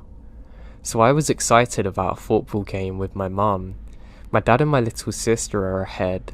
My dad was walking a little fast because he was mad at me and my mum for something that doesn't matter. I noticed this guy had walked out of the crowd and started following me and my mum. He picked up the pace a little and walked kinda next to my mum, a little ahead. He was staring in our direction, looking us up and down. He looked like a college student. He had bags under his eyes and black messy hair and was very pale. I gave him a side eye, as in, can you stop staring at me? He then suddenly fixes his gaze on me, making direct eye contact. I was super creeped out, clutching my bag and my mum's hand even tighter. He wouldn't stop staring at me after that. I forgot what made him turn around. I think I yelled to my dad, "Dad, wait up," and the guy realizes we're not alone. He does a complete 180, turns around back to where he originally come from. When we finally catch up to my dad, I literally burst out crying. The guy freaked me out so bad. My mum told my dad she thought he was going to try and rob us, and my dad stays close after that. My mum said if the guy was looking at me or the girls behind us. I said I knew it was us because I made direct eye contact with him.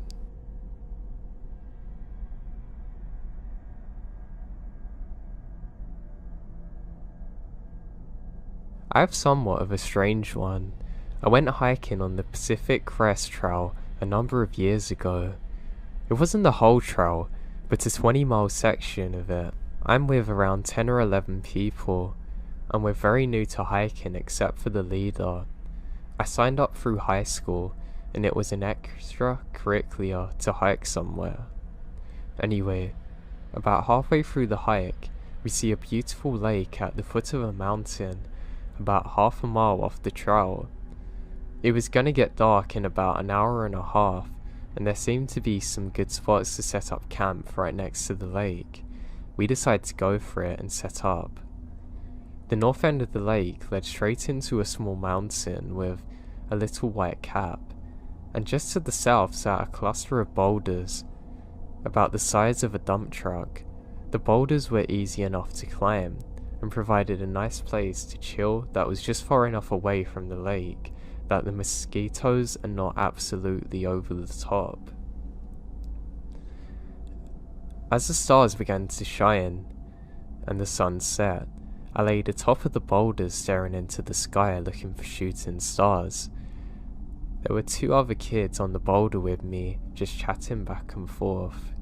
I wasn't paying attention to what they're saying because the stars were so bright it was beautiful to watch. Then suddenly, a greenish glowing lion creature appeared in the sky, just like it morphed into reality. I was completely awestricken and didn't really believe what I was seeing. This creature looked like it was further away from where planes fly, yet large enough for me to tell that it looked similar to a lion. It stayed in the sky for about 5 seconds before vanishing without making a sound, and it didn't acknowledge my existence whatsoever. What's crazy is the other 2 kids saw it too. At first I never spoke to anyone about the experience, but the more times went on, the more strange I think it is.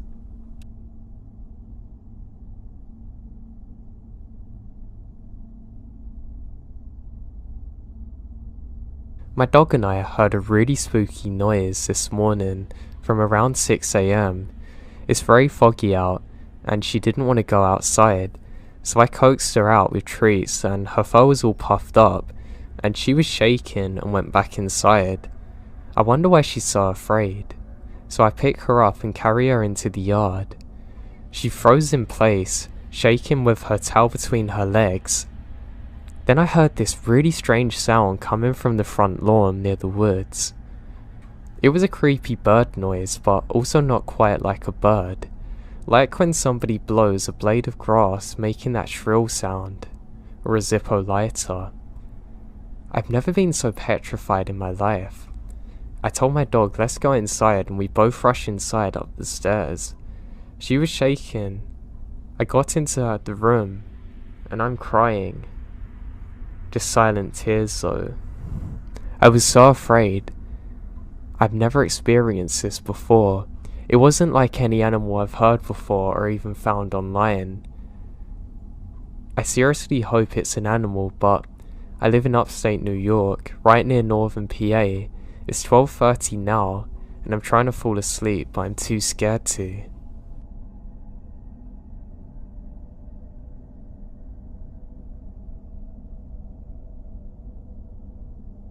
A few years ago, my dad was getting ready to go back to bed, and the family dog kept barking and growling at him.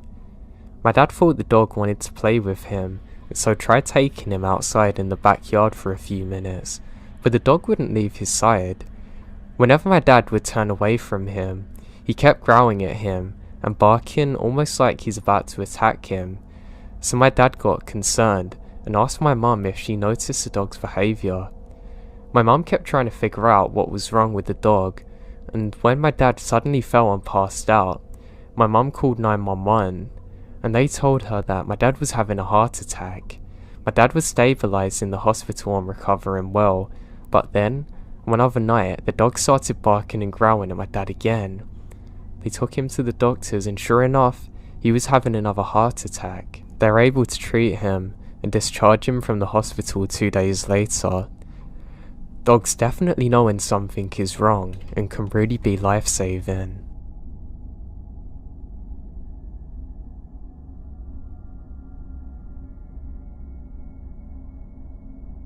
One night, 4 friends and myself decided to explore a large, supposedly haunted park that led to an abandoned neighbourhood that would be in an addition to the park, creating longer biking/running trails.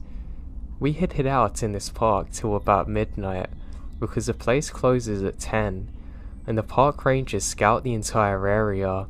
In order to get where we had to, we need to use our bikes and flashlights. So after waiting for a while, we took off.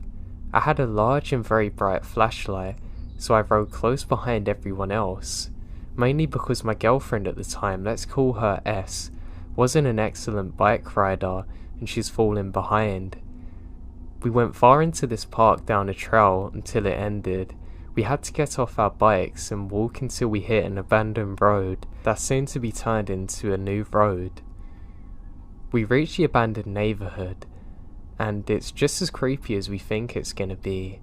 It was 1 AM, and being an eerie street with greenery growing everywhere gives a really creepy vibe to the place. Now we take some pictures of the area, and after failing to really see anything worth noticing, we turn our backs to it and return. Now on the way back, there's a bridge that we cross that's not completely finished. There was a wide opening to go down under the bridge and a curb to hop on because it wasn't paved onto the abandoned road yet, so my girlfriend did not see the curb to hop on it and hit it, stumbling off her bike. I was behind her holding the flashlight and almost fell off myself, but I caught myself in the end, and I shined the light straight down to the bottom of the bridge. Suddenly, I see an extremely pale girl with red hair wearing a dirtied white dress sprinting under the bridge. However, I only get to look at her side. "No way!" was the next thing I heard S yelling on her bike on the other side of the ridge. She was pretty frantic, but I wanted to make sure that whatever she had seen matched what I had, and she described it perfectly to what I saw. I thought maybe it was some girl in trouble and that maybe we should check it out, but she grabbed my arm and said we need to get out of here. When she saw where I shined the flashlight, she was able to see her face, and apparently she had blank white eyes and she was staring straight back at her. We still have no idea what we saw to this day.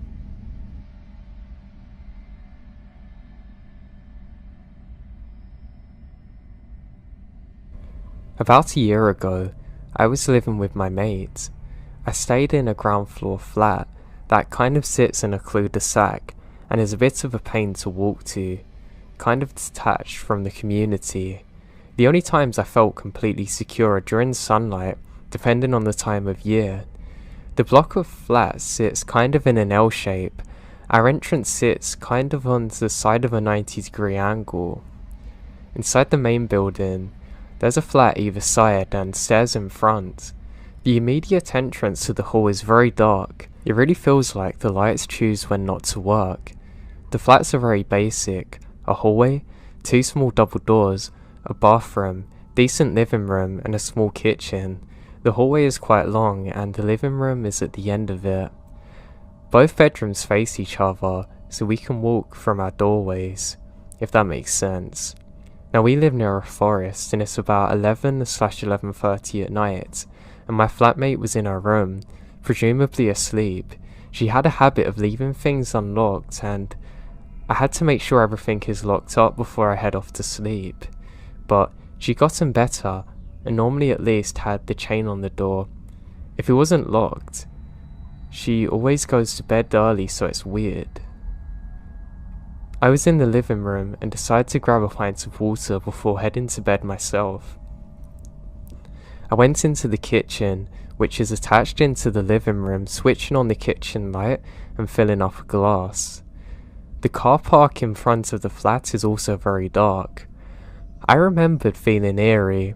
I don't know why, I just sometimes get a feeling that something is off, kind of like the feeling that I'm being watched. Anyway, I had a couple of sips and filled the glass a little more and had to go back out the kitchen when the front doorbell went. I froze. I didn't even know we had a doorbell. About 10 seconds passed before the letterbox was hit twice and my stomach sank. I felt trapped in the kitchen. Now some important notes. If you step out of the kitchen, it puts you into the perfect line with the hallway. That's if the living room doors are open, which it was. 2. Our front door had a bloody window so you can see the silhouettes of anyone outside or in. I grabbed my phone and called my mate who was in her room, right next to the front door. We both whispered to each other, "Did you hear that?" Both thinking we'd misheard it. We had to whisper because the walls are like paper in the flat, so you can always hear people coming and going. She come to the bedroom doorway but couldn't go forward because then she'd be in direct sight of the window. I edged my way out of the kitchen, keeping flat against the wall, eventually sinking to the floor, texting her now because we're both close to the door and they can hear us. Another thing you should probably know is that this person must have been buzzing on other flats trying to get in the building, but didn't buzz ours, so I reckon they saw me in the kitchen window. I'm a pretty ordinary looking 120-pound girl.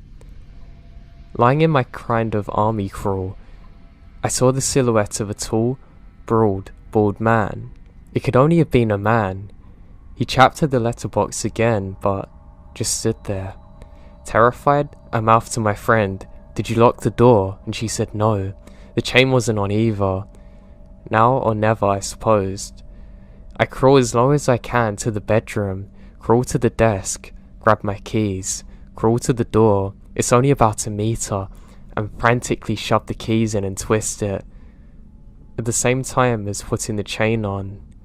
This is noisy, he obviously noticed, hitting the letterbox again, trying the handle as desperately as he could. Terrified to stand up, my mate put her head out of the room to see if we were cool and he wasn't there anymore.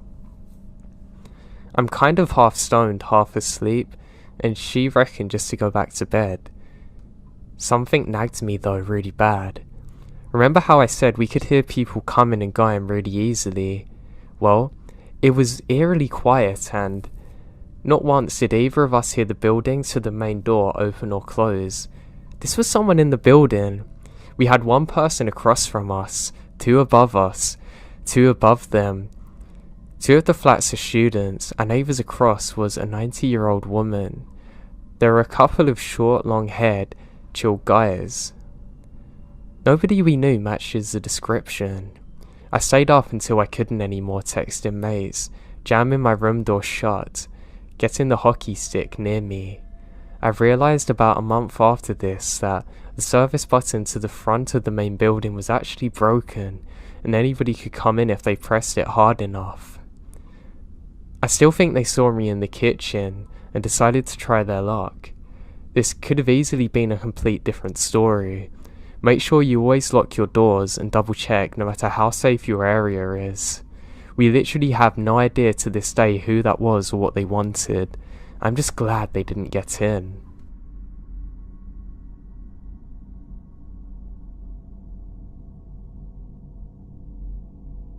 So over the summer, I was at Oregon Country Fair getting ready to head out to the camp with my boyfriend.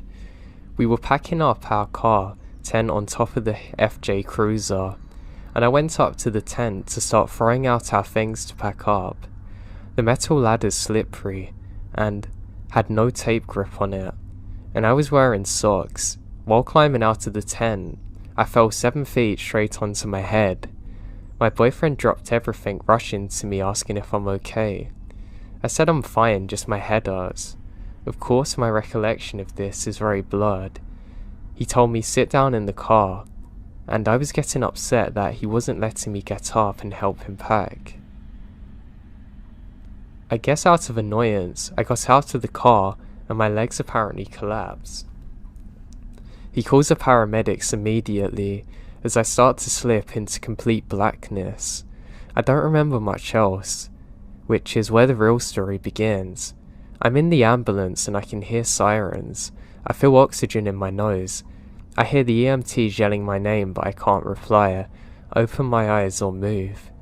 Every second I slip deeper and deeper into what I can only explain as darkness.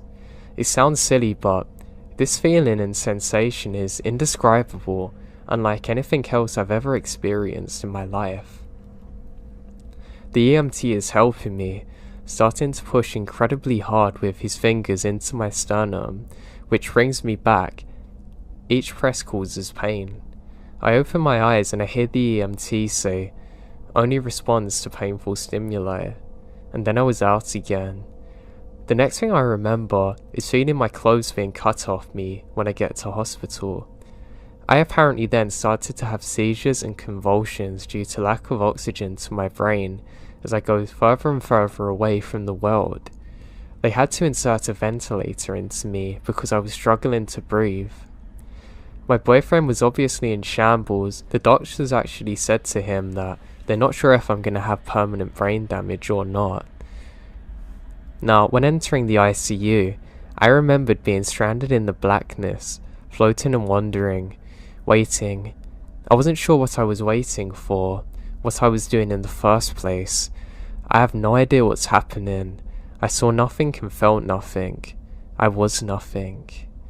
I didn't know who I was, what had happened, or where the hell I was. I remembered it feeling like floating through endless space, but the thing is, there was an overwhelming sense of calmness through this, so I wasn't scared. After almost 24 hours, I start slowly coming back and break consciousness at certain moments of my coma. Eventually, the most beautiful thing happened. I won't forget it for the rest of my life.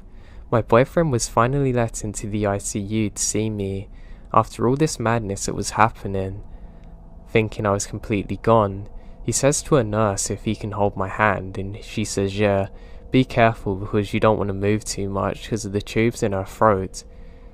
At that moment, when he's approaching, I slowly start to open my eyes. I remember wondering, I think it's purgatory. All I could think about was my boyfriend. I didn't know who Aaron was, or what Aaron was, but the idea of him gave me some warmth. A reason to find my place back. Aaron told me before I had slightly opened my eyes, I start to reach out for him while my eyes are closed. He holds my hand and then my eyes opened slightly and I eventually came back. Obviously I'm fine now and exit whatever place I was in. I've always thought that it's weird when you die, and I've heard there's traces of DMT found in your brain. Now, this is nothing like that. There was no sign of that in this place. There were no vibrant and beautiful colours, there's no contact with special or beautiful creatures, and no sense of completion in the next realm. It made me wonder if there's life after death, and if there's really a place that I went to, like purgatory. That's the only way I can describe where I went, really.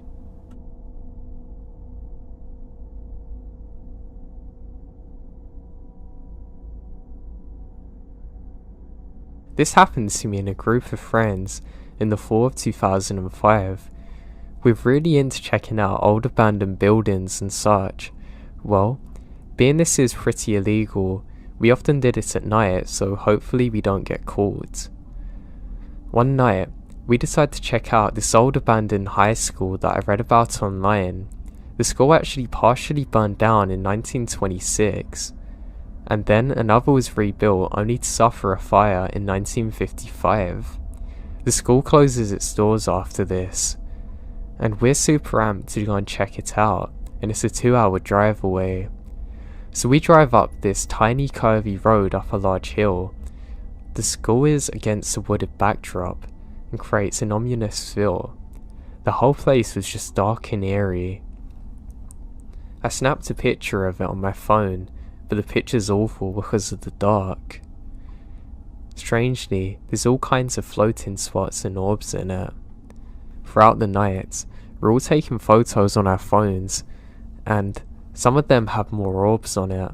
I even took a disposable camera. Now the night was fairly uneventful. Now we walk through the school and walk the grounds. Nothing jumped out at us, no creaks or moaning, just a creepy vibe. The odd event is when we're standing in the stairwell of the school. I pulled out a cigarette and went to light it with my lighter, and my lighter doesn't work. No big deal. We all smoke and there's 4 of us. My friend took out his lighter to light it for me. It doesn't work either. Probably a coincidence. Both of our other friends take theirs out and they don't work. Now, they worked perfectly fine before this. After we left the place pretty bummed out that nothing happened, my friend goes to light a cigarette and it works perfectly fine. All the rest of us go to do the same and, you know what, they all work fine. I really can't explain what happened there. If I didn't know the backstory to the place, I wouldn't be so scared, but knowing that it's a place that burnt down and we couldn't light our cigarettes terrifies me.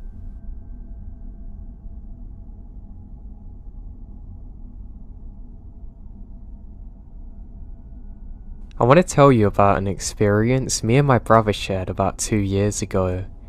So, we were deciding to go somewhere haunted during the day. There's a cemetery in Santa Cruz we decide to check out. We go in and walk around and find nothing out of the ordinary and decide to leave.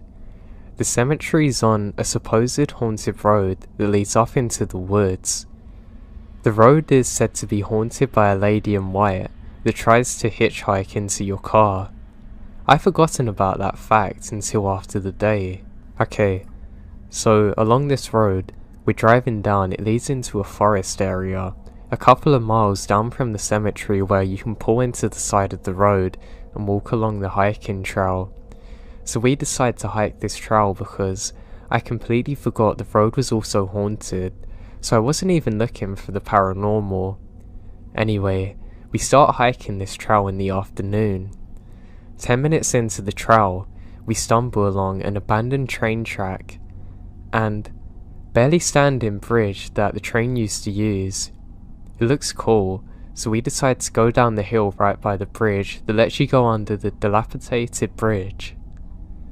We go under there and just mess around, looking at the cool architecture. After we had our view, we start backing up to the little hill that leads into the trail.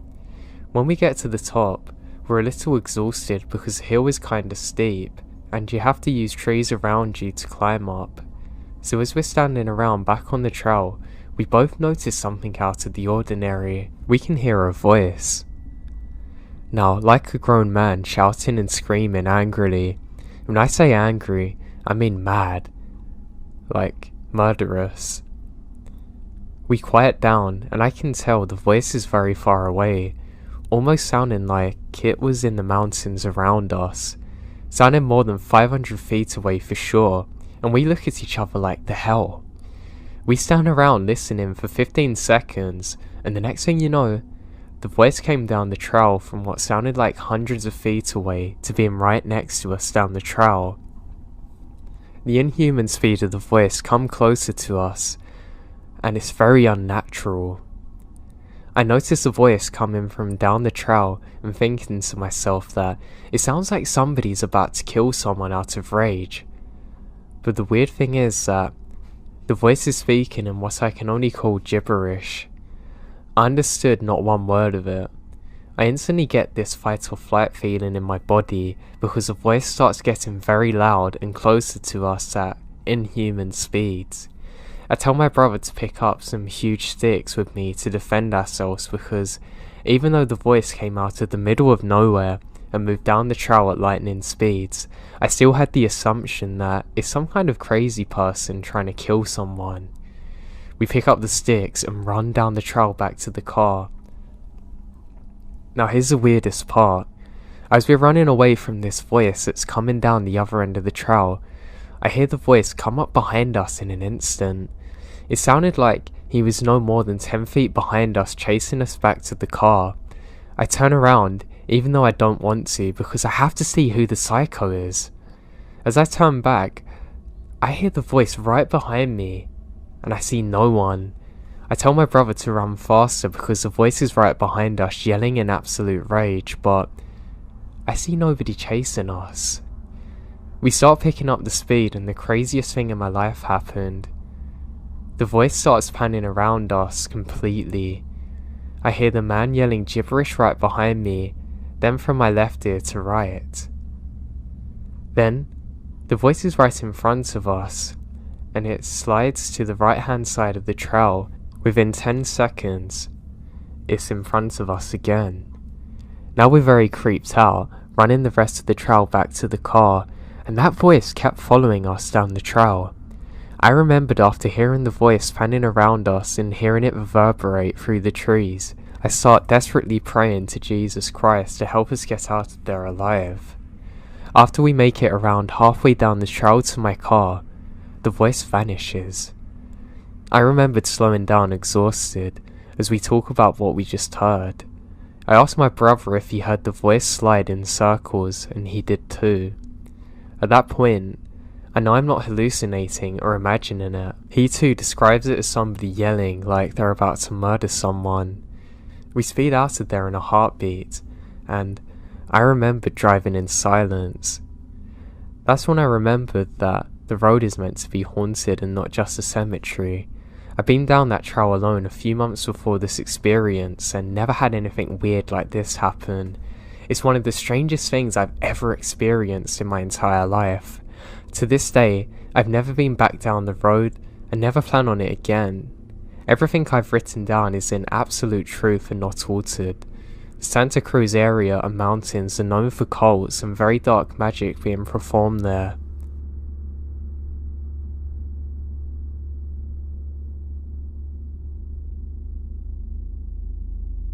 So it was in a convention in my city, and I was waiting for two friends of mine to arrive. It's not the biggest convention, but nothing was very small to be said. There's a lot of sponsoring, a lot of people, and a lot of loud noises and colours. I'm sitting at the entrance, in a spot where you can't really be seen by anyone. Now, after about 15 or 20 minutes of waiting, I grab a smoke and just chill, thinking it couldn't take any longer for them to arrive. From my left side, three men walk towards me, one looking me straight in the eyes. At this point, my alarms are already ringing in my head. I thought that maybe he just wanted to ask me for a cigarette, as I'm never the kind of guy who doesn't share a smoke with strangers. Two of them were staring directly at me, and one said, "Hey, little girl, you got some change?" said the one next to me. Now I'm a 24-year-old male, but by not growing out any of my facial hair, having long hair, I can be mistaken for the other gender. I was like, "Sorry, I've got nothing on me," which was the truth since I never had any money on me, only card. They then said, "Show me your wallet, I don't believe you," in an aggressive tone. Things are getting real now. I prepare my mind for the worst. I say, "No, sorry, I can't do that. I can spare you a cigarette, but I'm not showing you my wallet."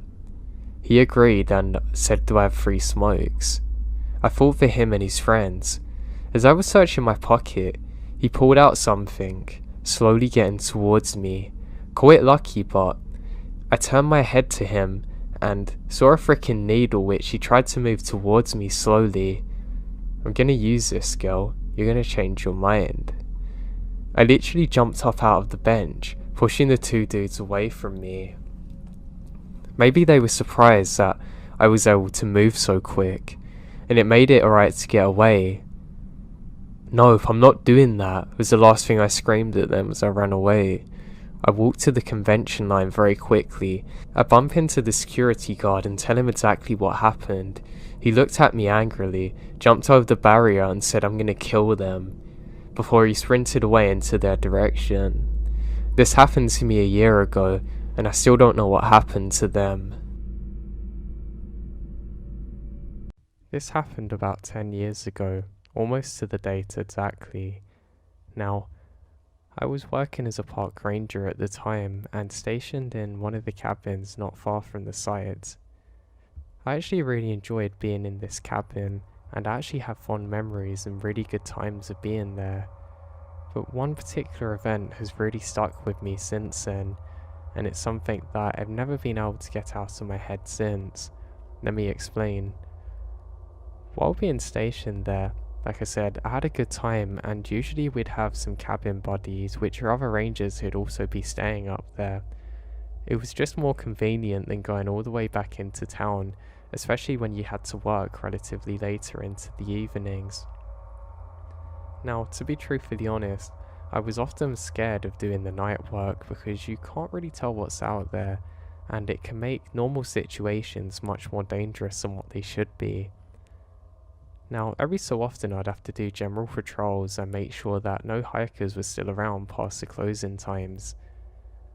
Now, on the first day that I had to do so, everything was normal.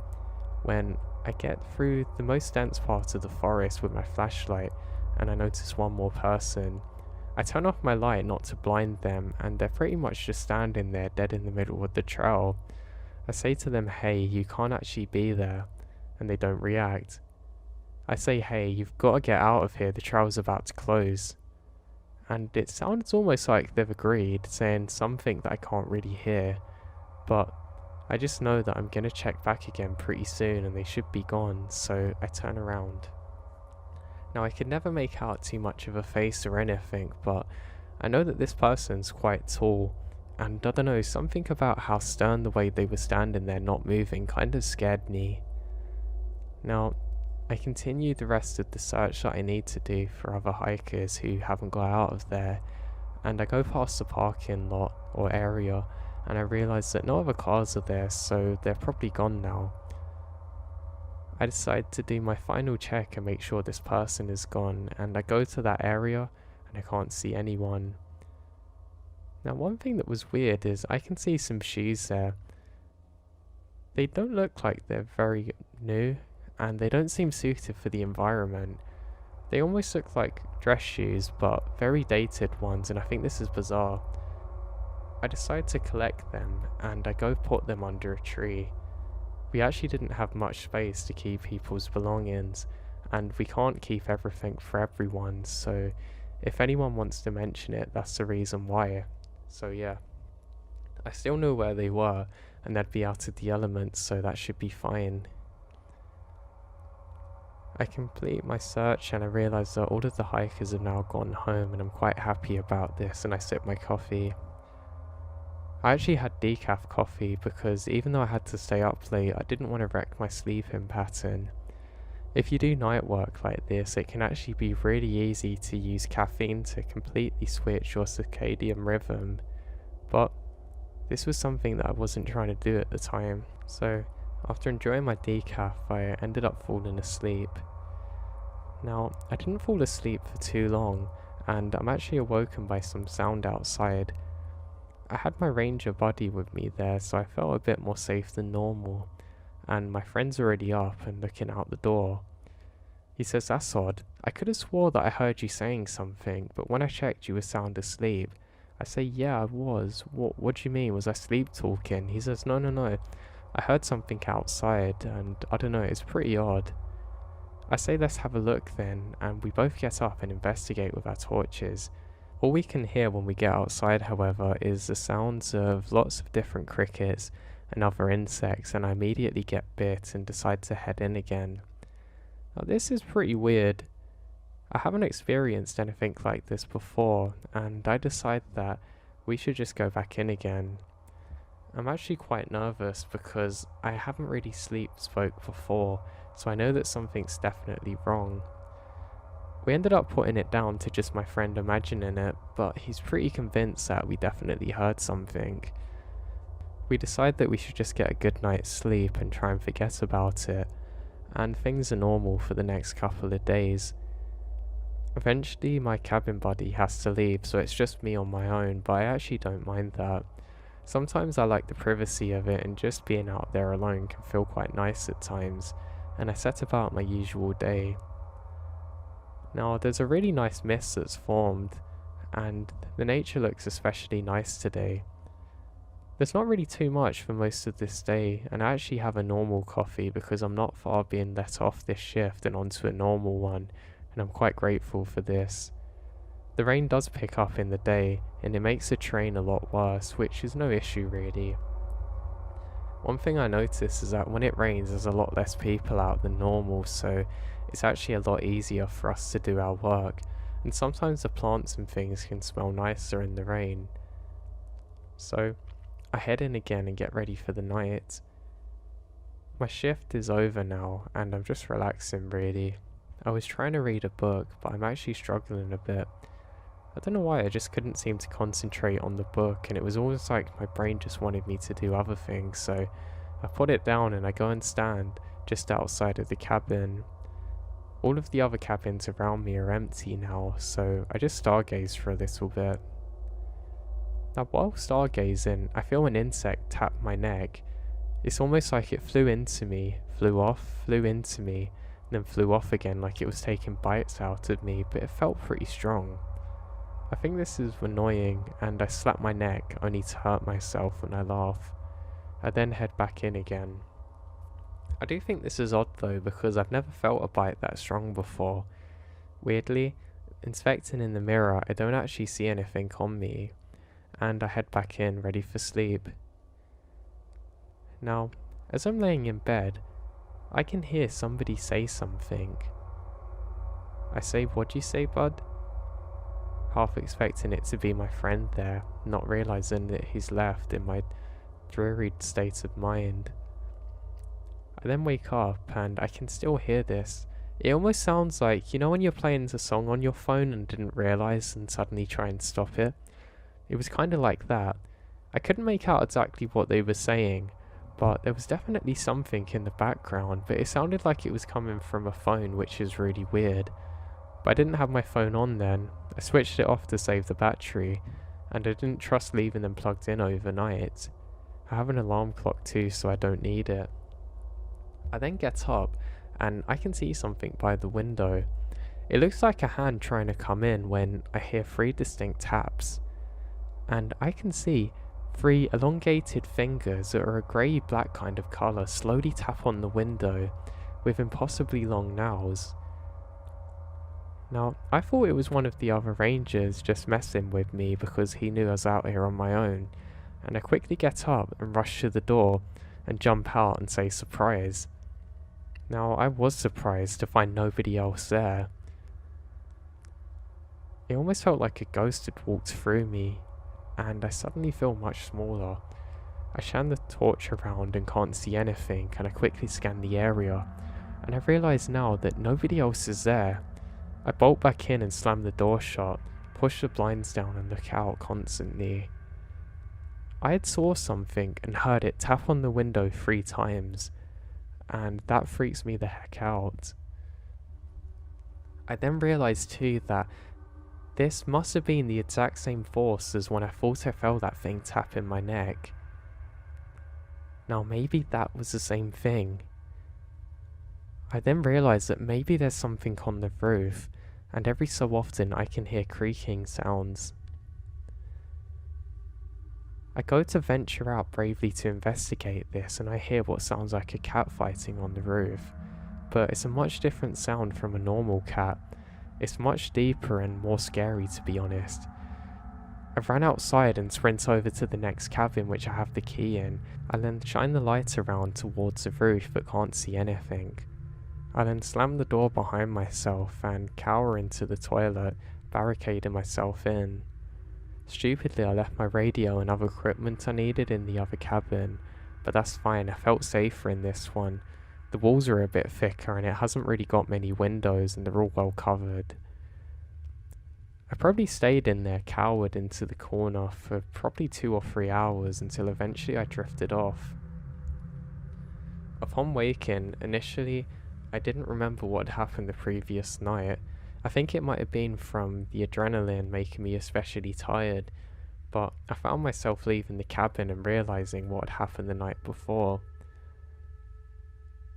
As I come outside and close the door behind me, I realise something's very odd. There's 3 distinctive scratch marks on the cabin door, and you can tell that they're fresh. They're probably about 1 inch or so in diameter, and clearly made from some kind of animal, but this definitely wasn't a bear. I quickly gather my things and check out off of the shift. There was nobody covering me because I was the only person staying there, so I didn't have to warn anybody about what happened, but to be truthfully honest, this experience 10 years ago still haunts me. The thing that I really don't like is that I can't tell for certain whether it was an insect biting me or something touching my neck, or what actually happened to me that day. Maybe it's some kind of weird worm or something, but I don't know.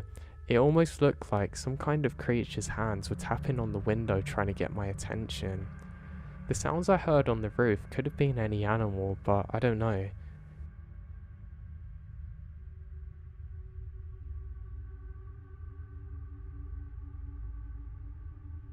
Now, this was before the DNR was forced to admit to the release of cougars in the state to control the deer population. We were fishing, myself, husband, 6-year-old and 3-year-old, and kept hearing rustling behind us about 20 yards. Told husband that I thought I heard a low growl. Of course he hadn't, so it was all in my head. Fast forward an hour to when we're packing up our gear to leave and he hears the growl finally. Looks at me terrified because it was close and we're a good half a mile or more from the car. Now I figure out very quickly how to get 2 kids into a single stroller.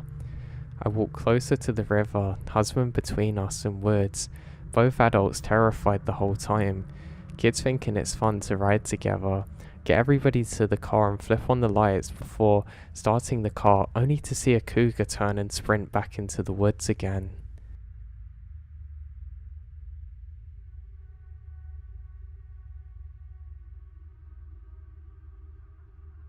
Now this happened when I was about 15, 6 or 7 years ago. when I finally grew old enough to become a counselor at a summer camp I had attended annually for most of my childhood. The camp is in Camo Anchorage in Plymouth, Wisconsin if you want to check it out. You would imagine that a summer camp as large and old as this would have its fair share of scary stories and camp legends, but from my experience that wasn't really the case. Ghost stories around the campfire were of course popular, but there weren't really any specific ones about the camp itself, that is, except for one commonly accepted notion among the staff: Thunderbird Cabin 2 is haunted. See, the camp is separated into a boys and girls side. All these sides are further divided into sections, with names like Lakeview, Timber Trail, or of course, Thunderbird. Counselors would rotate through sections throughout the summer. During this particular week of this story, I was stationed in Thunderbird and was assigned with another counselor. Now for this we'll just give him a different name.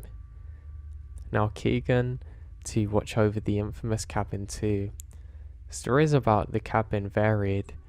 Entities outside of the window, goatmen, scratching and strange sounds at odd hours of the night, whatever. The diverse and often hyperbolized nature of these stories actually led me to doubt some of the legitimacy of them all. It's much more likely that there was logical explanations to these, but who come up with Thunderbird 2 being haunted in the first place anyway? But yeah, I do not believe in ghosts or paranormal, but I know why experience doesn't really have much logic from where I'm thinking. Anyway, it goes like this. This week, I was assigned to watch the two youngest groups of boys, about 6 to 8. We like to have everybody in bed early since the young kids can be restless, and they need time to wind down. This particular night, things went smoothly for Keegan and I, who had gotten all of the kids seemingly asleep rather quickly.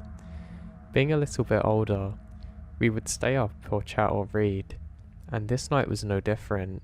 We both sat in Keegan's bunk, sharing a pair of earbuds and watching videos. It's important to describe to you the layout of the cabin. They were simplistic, rectangular, raised wood cabins.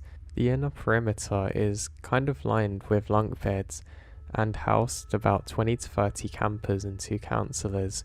Small, high-set rectangular windows along the sides provide moderate light at night from the moon. Anyway, we're watching a video and all of the kids are asleep. It's dead quiet inside. You can barely hear the crackling of the dwindling campfire outside and the muffled normal sounds of the Midwest forest at night.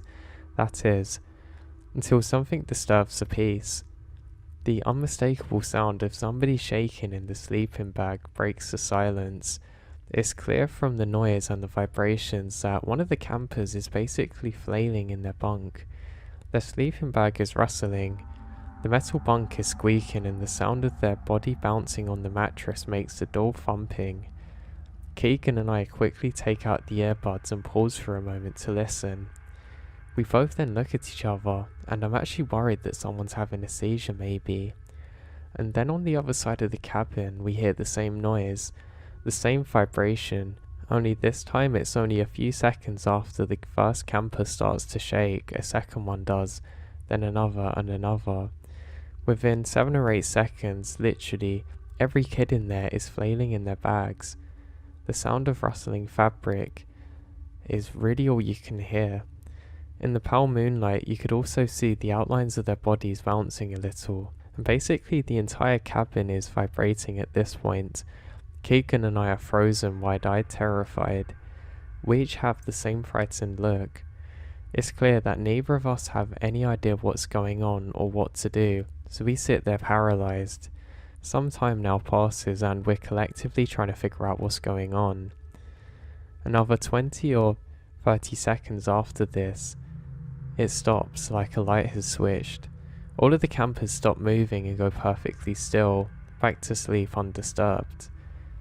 Still immobilized with fear, Keegan and I sit completely still, not talking or moving, scared.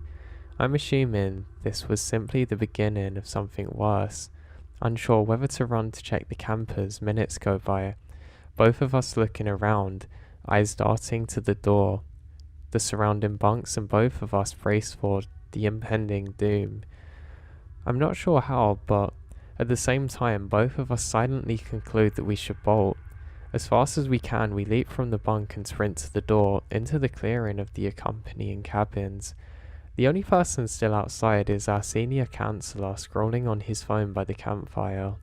He's surprised to see us both dash out of the cabin the way that we did. Panicking, we try and explain what the heck just happened, but he brushes it off, but agrees to check the cabin. And you can guess, he doesn't see or hear anything but peacefully sleeping campers. We then reluctantly return to the cabins and get in our beds, still on very high alert. I lay awake for some time, braced and waiting for something, but alas, I drift off at some point. Now you wouldn't believe it. In the morning, none of the kids claimed to know anything about what happened the previous night. They all claim to have fallen asleep like any other night, and the phenomenon doesn't continue any other night. As someone who is wholly skeptic, and as previously stated doesn't believe in anything other than well-sounded scientific observations, I struggle to think of what could have caused this. I want to think it was a prank, but I just don't think they could have coordinated it so well like that, and why wouldn't they be laughing or saying anything the next day? Now I really don't know what to think of this.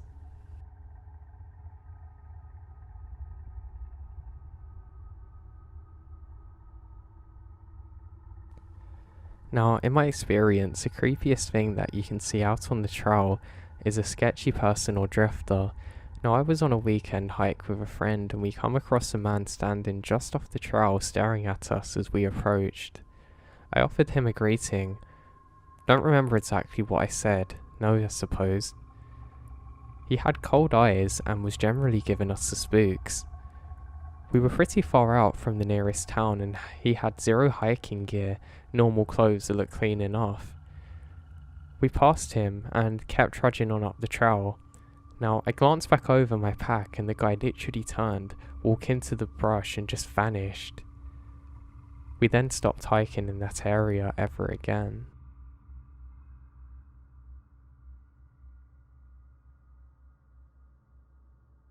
Now, I had a weird experience about 1.5 years ago out in Colorado.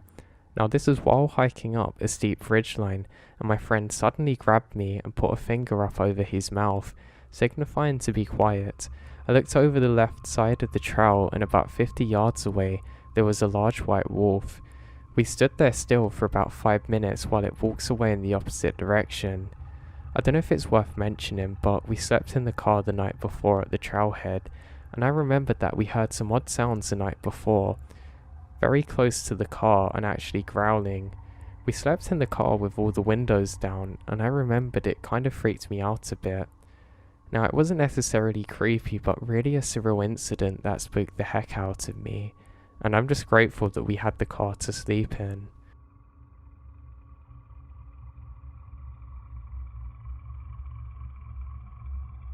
Now, when I was pretty new to hunting, my brother and I were up in this sort of open-ended, horseshoe-shaped canyon up in the mountains hunting elks with bows. Joe Rogan. We both had radios so we could talk to each other. Right around the bottom of the horseshoe, the foliage opened up and I could see my brother right down below me, about 100 yards down the canyon. I kept an eye on him so I could match his pace and kept walking forward when I saw something exit in the foliage that he had just exited. Now, I didn't have any binoculars, but I do actually have my rangefinder, which has a small zoomed-in ability. I take it out and look at the thing, and there's a cougar down in a stalking distance following my brother. I got on the radio and tell him not to move, telling him that there's a cougar that's following us, so he just stops dead in his tracks. He didn't even try and use the radio. I felt like I was watching the thing forever before it turned around and left. It's terrifying that those things are so silent. Like, it was so quiet up on the mountain. All you hear is footsteps in the snow and maybe a little wind. So much so that my brother actually has no idea that it's behind him.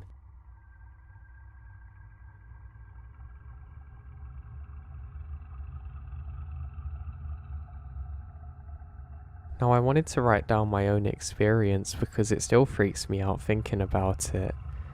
Now just down the road from where we live, a few years ago, I had previously lived in Southeast Australia in the opening into about 100 acres of woodland and brush that I frequently went to when I was younger and just did normal things like camping and riding, etc. Now I was out driving at around 11:30 with my girlfriend as we're in the area and I decided to show her the woodlands that are there. And she loves everything to do with nature and it's also summer, so a very warm night. Now I left my car with the light shining into the trees as we weren't going too far in and it was pitch black inside, and the two of us just kind of sat there talking, just relaxing generally. Now she was sitting on a sort of map of that area that had been put in some plastic, and I was keeping an eye on the trees as I had a feeling that something was just wrong. I've read on here a few people have said that they have a feeling that they're in danger, although nothing around them can visibly make that happen. Now every sense was almost reaching out and my adrenaline was up, but there wasn't really anything in my eye line that seemed any different. After lighting another cigarette to calm my nerves, I scanned the tree line and again realised that it looks different to prior. It was only after starting to look into the dark that I saw there was moonlight now lighting up grass where it couldn't have been before, as there was a black shape blocking it, which I thought was a tree previously. I got goosebumps just typing this, but the only way to describe it was everything was just sound and calm, now suddenly dead silence a few seconds later. This disgusting feeling of dread washes over me, and I saw emotion in the dark to the path as this thing crawls on all fours. Now I've seen pretty much every animal that lives in the outback, and we don't have large predators like in the US or Europe, so somehow I knew this thing was a predator and it wasn't hiding itself from us, instead slowly coming towards us. I don't know if my girlfriend saw it at night, but I couldn't look away. But just as it reaches the line, my car lights are able to illuminate it and it rears up on two legs and just sat there staring at us. I'm 6'4" and this thing was about a meter larger than me, with arms that are far too long for it, that could have reached near the ground. And it was weird how it was kind of white but almost yellowish, with the dim light just about making up the silhouette of its head of a dog or wolf. I wasn't able to move as it stared at me, but it's now my girlfriend gasps.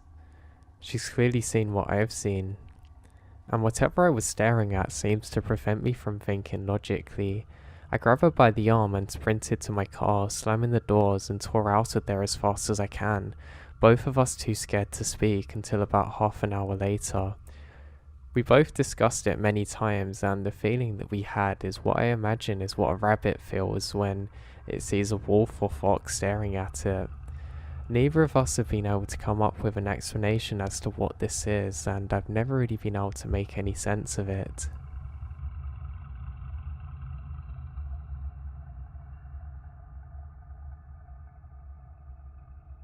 Now, I was driving alone in a national park very far from people on a bright full moon night, huge clear moon, the kind that you can honestly read by. The road went straight along to the bottom of a wide, mostly barren valley, then blanketed up and sharply left onto the ridge. It was about 10 PM and I drove through the valley on full alert, watching for animals and loving the scenery in the crazy bright moonlight. When I hit the curve and went into the sharp uphill left, I saw something through my side window. White thing. It was rapidly getting larger in my peripheral vision, as though it had almost been moving parallel to me, but the turn in the road meant that I was now in its path, so I turned my head and looked directly there. It was white, man-shaped, almost naked. It was a deathly nauseating white with a grease shine, completely hairless. It was crawling on its hands and knees, but about half the size of the car. And it was coming so very, very fast. It almost had a rubbery face, distorted by hate or a scream, black eyes that actually reflect in the moonlight. Now for the look on its face, honestly, I can't even tell you. I can still make myself feel sick from the memory. I believe that it was intelligent and that it wanted to tear me apart with its teeth. The speed is horrifying. It went from being a small white spot to a spitting distance in a time that it took for me to make the turn. When I unfroze myself and hit the gas, it was on the road and I braced for it to run in front of the car, and then it was gone. The rearview mirror showed me nothing. I have never really told anybody. I have seen a few minor glitchy / ghosty things over the year, but this is the most scary and I don't know what it was. Now I've looked into skinwalkers and Wendigo ideas and it's a case of almost but not quite. Are any skinwalkers ever seen without skin, and can Wendigos be stocky instead of shiny? Then maybe. I am most intrigued by the Massachusetts story. Now, this happened in Newfoundland.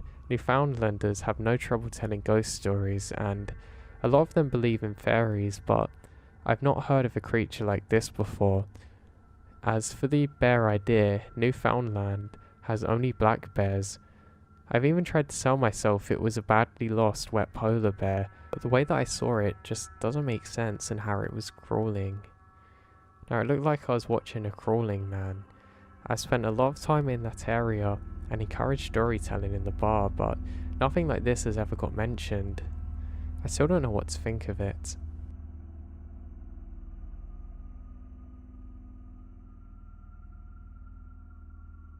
Now, I'm somebody who's had the pleasure of working as a park ranger for a number of years. Now, I don't think you can beat a job like this, well that's for me anyway. Just being out in nature alone, getting some of the views that you do, I think really outweighs any of the benefits of most other jobs. Now, like in most jobs, I had my fair share of weird experiences, but from my experience as a ranger, they were mostly positive. In fact, massively outweighing anything negative. I had one or two weird things happen, but nothing too bad that I couldn't really explain. I even had some encounters with wild animals, but that was cool I guess in the end. I did have a strange thing that I'd like to share with everybody today, just to get your view on it and ask what you think happened. Now, I wasn't actually on duty on this particular day. I was on a trip with a friend of mine. Now, we're just going on a hiking trip. Nothing too out of the ordinary. Now, destination was what my friend supposed were some cool cabins he had seen before, that apparently people didn't use anymore, but we were welcome to stay in. I never questioned why we were welcome to stay there. I did until a few days before and he said, well, nobody else uses them. And I should have said no to this idea, but to be honest I thought it was a pretty cool thing to do. I'd known this friend for a number of years and we used to train together at the gym. To be honest, he was always late and it was kind of annoying, but I guess that's just how he is. And funnily enough, before we set out on this adventure, he was late too, but I was kind of expecting it, so actually showed up later than the agreed time that we were going to meet. Now my friend also likes being in the outdoors, but he hasn't played the game for as long as me and he's not really as good at it. He's pretty good being outside, but to be honest, he often has to ask me for help. But he can be brave sometimes and I think that's important, and you know, he has the adventurous spirit in him. So we set out on the first part of our hike and everything's pretty good. We ended up going quite a long way off the path because we really want to have an adventure here, and even if there might be some danger, we're kind of up for it. Now, we probably hiked out for the first day at a pretty good speed, until eventually my friend got a bit tired. He hasn't really got good cardiovascular fitness and I could really tell on this part of the journey. Every so often we'd have to stop and I basically ended up taking some of the load off of him. I don't know, it just made it a little bit easier for what we were doing. Now, as we're walking, everything's normal and we get to our first camping spot. It's quite a cool area and nothing's out of the ordinary here. We feel pretty good and relaxed and we're just sharing stories of funny things that happened in our time. I remembered one really funny thing was a guy that was a little bit weird and another guy that was weird but aggressive sometimes got stuck in the same room together. We don't know how we broke the door, but funnily enough it was on a Friday evening, so it meant if we left them there, nobody probably would have come to rescue them. One of my friends was just sitting there completely calm and normal, just annoyed, and the other one was staring at us through the glass, which we found hilarious. It was a really good college memory, I guess, and one that I cherish, and I wish we'd taken a picture of it. We kept on reminiscing about the old days and just saying what we wanted to do, and my friend said that he wanted to get in some kind of design jobs, but he wasn't sure what, because he was changing lanes. He used to work as an engineer to a degree, but he didn't really enjoy it. You know when people act too rough and broody? He said it was kind of like that constantly and it just became annoying and gave him a headache, and I told him that I could understand.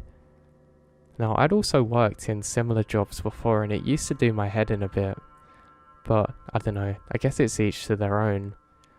So we just talked about a number of different things, and my friend also said he wants to get back into training.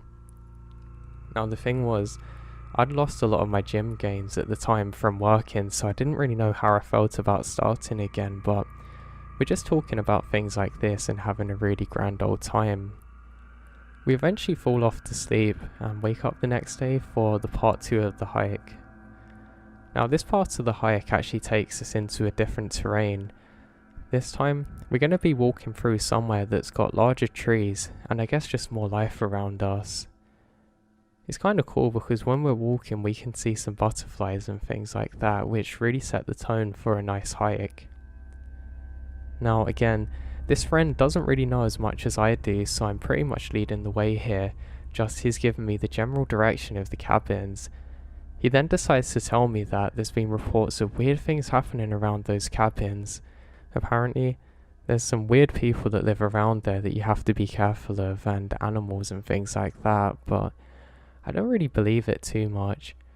Especially doing the job that I do, I know it's very rare that you'll meet anybody out in the woods, but most of the times they've just become lost and actually need your help. We're not seeing any aliens or things like that, or ghosts or anything, so I'm pretty confident and just tell my friend to kind of knock it off a bit and stay focused. As we're walking too, my friend constantly tells me that he thinks we're being followed by an animal. I ask him what kind of animal and he says I don't know. Every so often I kind of see it in the background, but I'm not really sure what it is. I ask him to describe it and he says he can just see a silhouette almost tracing us every so often.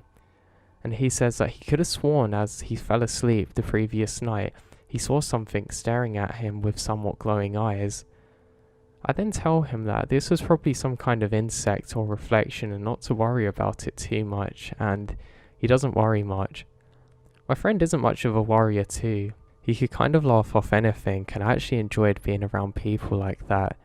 It just made trips like these a lot more pleasant, to be honest, and it was something that I could enjoy. Now, we continue on our great adventure and we don't seem to be getting much closer to these cabins. I say, hey, can you put a swimming pool in mine? And my friend says, what? I say, you're going to give me a basketball court soon. My friend then finally catches on that I'm joking with him and just saying that it's all in his head.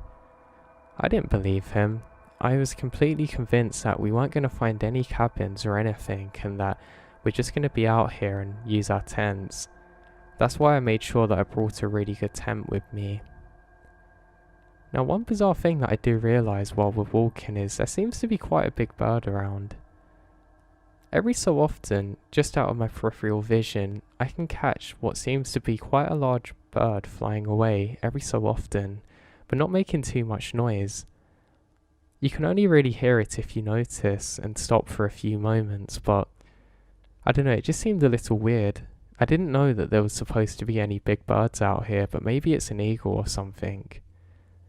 So with this in mind, I'm a little bit more observant and I continue walking on. We have quite a lot of forest up ahead of us. We're on quite a nice path, but there is a bit of a drop that leads into some running water next to us, so we have to be careful. I also don't want to hike in the night because I know if we fall down there within seconds you could get carried away by the rapids and probably never seen again. My friend was actually worried of this too, and he told me a couple of times, and I say, yeah, we're gonna get back soon, don't worry about it, buddy. Now, we keep on walking through what seems to be impossibly tall trees and denser forest. It's quite nice, but it's rained recently and it's a bit annoying because every time that we're walking we're getting water on our faces.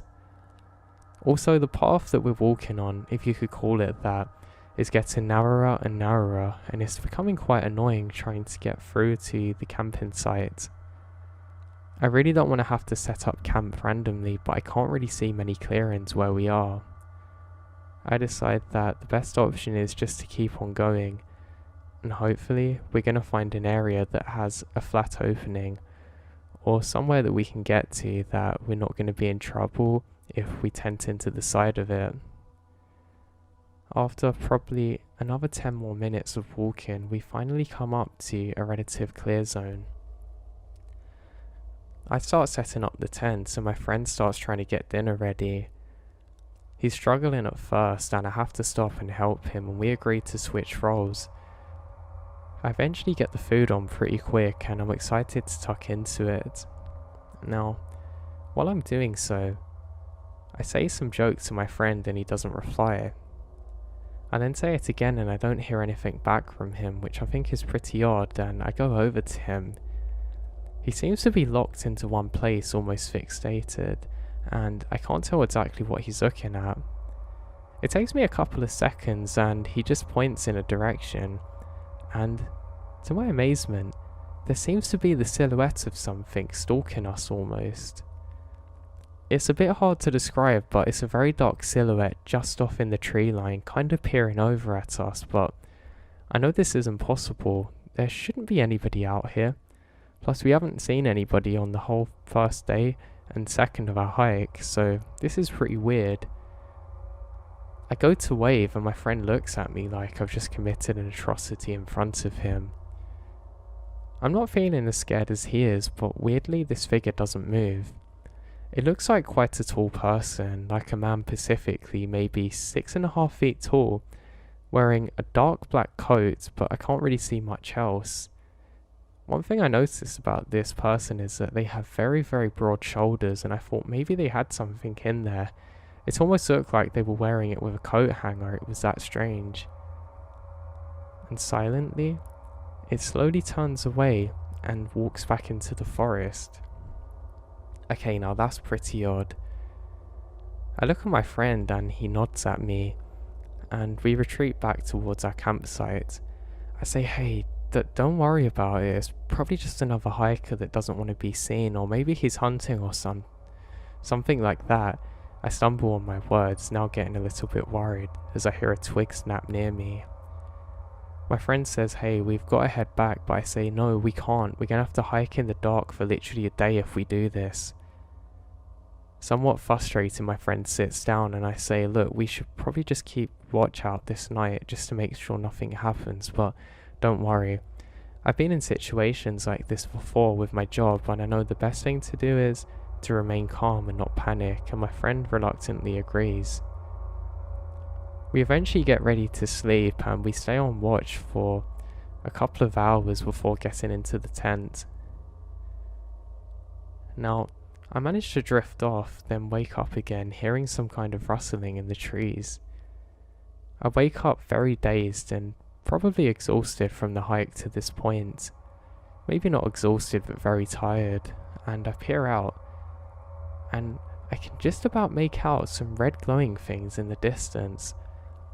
I pull my head down and rub my eyes, but when I look up again, it's gone. I don't really know what this is, and it's pretty confusing, to be honest. I ended up sitting there for another 5 or 10 minutes just trying to make out anything in the inky blackness around me, but all I can see is the stars now as my eyes adjust. Now, a little bit confused, I just put it down to being tired and weary and head back inside my tent. I wake up the next day and my friend doesn't have any idea about any of it. I start saying, hey, did you hear or see anything? And he said, no, I slept like really well, man. Honestly, I felt good. And I say, yeah, right, and decide not to tell him about the thing that I've just seen. I don't want to scare my friend too much, but I've got to admit it to you guys, this is really weird.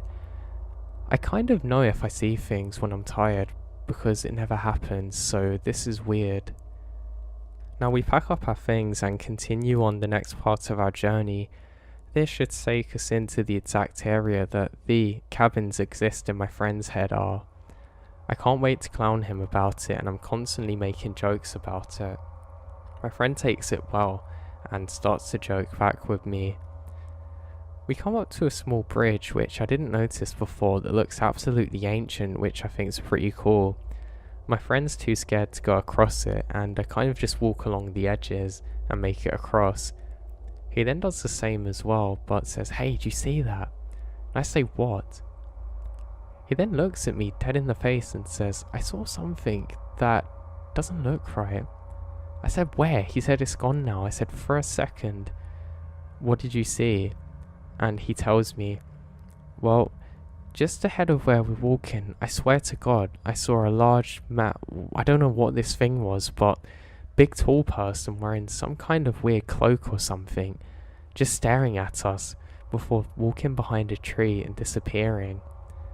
I say, look, we've got to get to the bottom of this, and I say that I'm going to press forward. Now, I didn't really believe my friend again because he's so paranoid that I'm certain this is only existing in his mind. I walk a little bit further ahead and eventually make it to the exact spot that my friend supposed that he saw somebody, and there's absolutely nothing there once again. I just turn around and look at my friend and put my hands up as if to say, well, and he shakes his head and said, God, I must just be dehydrated or something, but I was convinced I saw something. I say, yeah, just don't worry about it, let's just get out of here. And he agrees. I then say, we've got your cabin to look forward to, and he starts to get a bit annoyed. I decide to cut off the jokes and we continue going. Now, I've got to admit, I was feeling a little more unsettled than I was at the start of the trip. I still haven't told my friend about what I'd seen in the night, or at least thought I did, but it was pretty weird. Now, the chances of somebody actually being out here following us is very low, because they'd have to be hiking and camping parallel to us. Now, it's very improbable, but it would mean if it was the case, then we might be in some kind of trouble here. I was starting to get a bit worried, but luckily I had a satellite phone, so if we needed help I could probably radio in for some, or at least report what had happened. Now we make it up to the area where the cabins are, and there's nothing. I then start bursting out laughing, and my friend says, why are you laughing? They're literally there. I then say, where? And to my amazement, there are about a set of 5 or 6 cabins that have been abandoned long ago, just off in the distance. Stunned, I then be completely quiet and just laugh at the fact that I didn't see those. I say sorry to my friend and he says, yeah, it's fine, it's cool, let's just go over there. Now, I was a little bit underwhelmed because they just look like normal regular old cabins, but my friend seems quite excited at this find. Now, this is meant to be the highlight of our adventure, but I guess it was kind of overshadowed by the weird things that were happening at this point. Now, we eventually make it up towards it, and we're not too far away when I decide to stop and scout out the area. I'm looking around and I can't believe it. There up on one of the hills is someone standing there staring at us, again with very broad shoulders, and this time seeming to be wearing some kind of feathered coat, almost like a grey-black colour. Now, I kid you not, I'm sure I could just about see some kind of glowing red dots around where his face should have been. My friend is just going on about something else and stops, wondering why I'm not replying, and then we both look and stare up in the same area. Now, my friend drops his bottle on the floor and quickly jumps next to me, and whatever this thing is, slowly turns away and over the hill.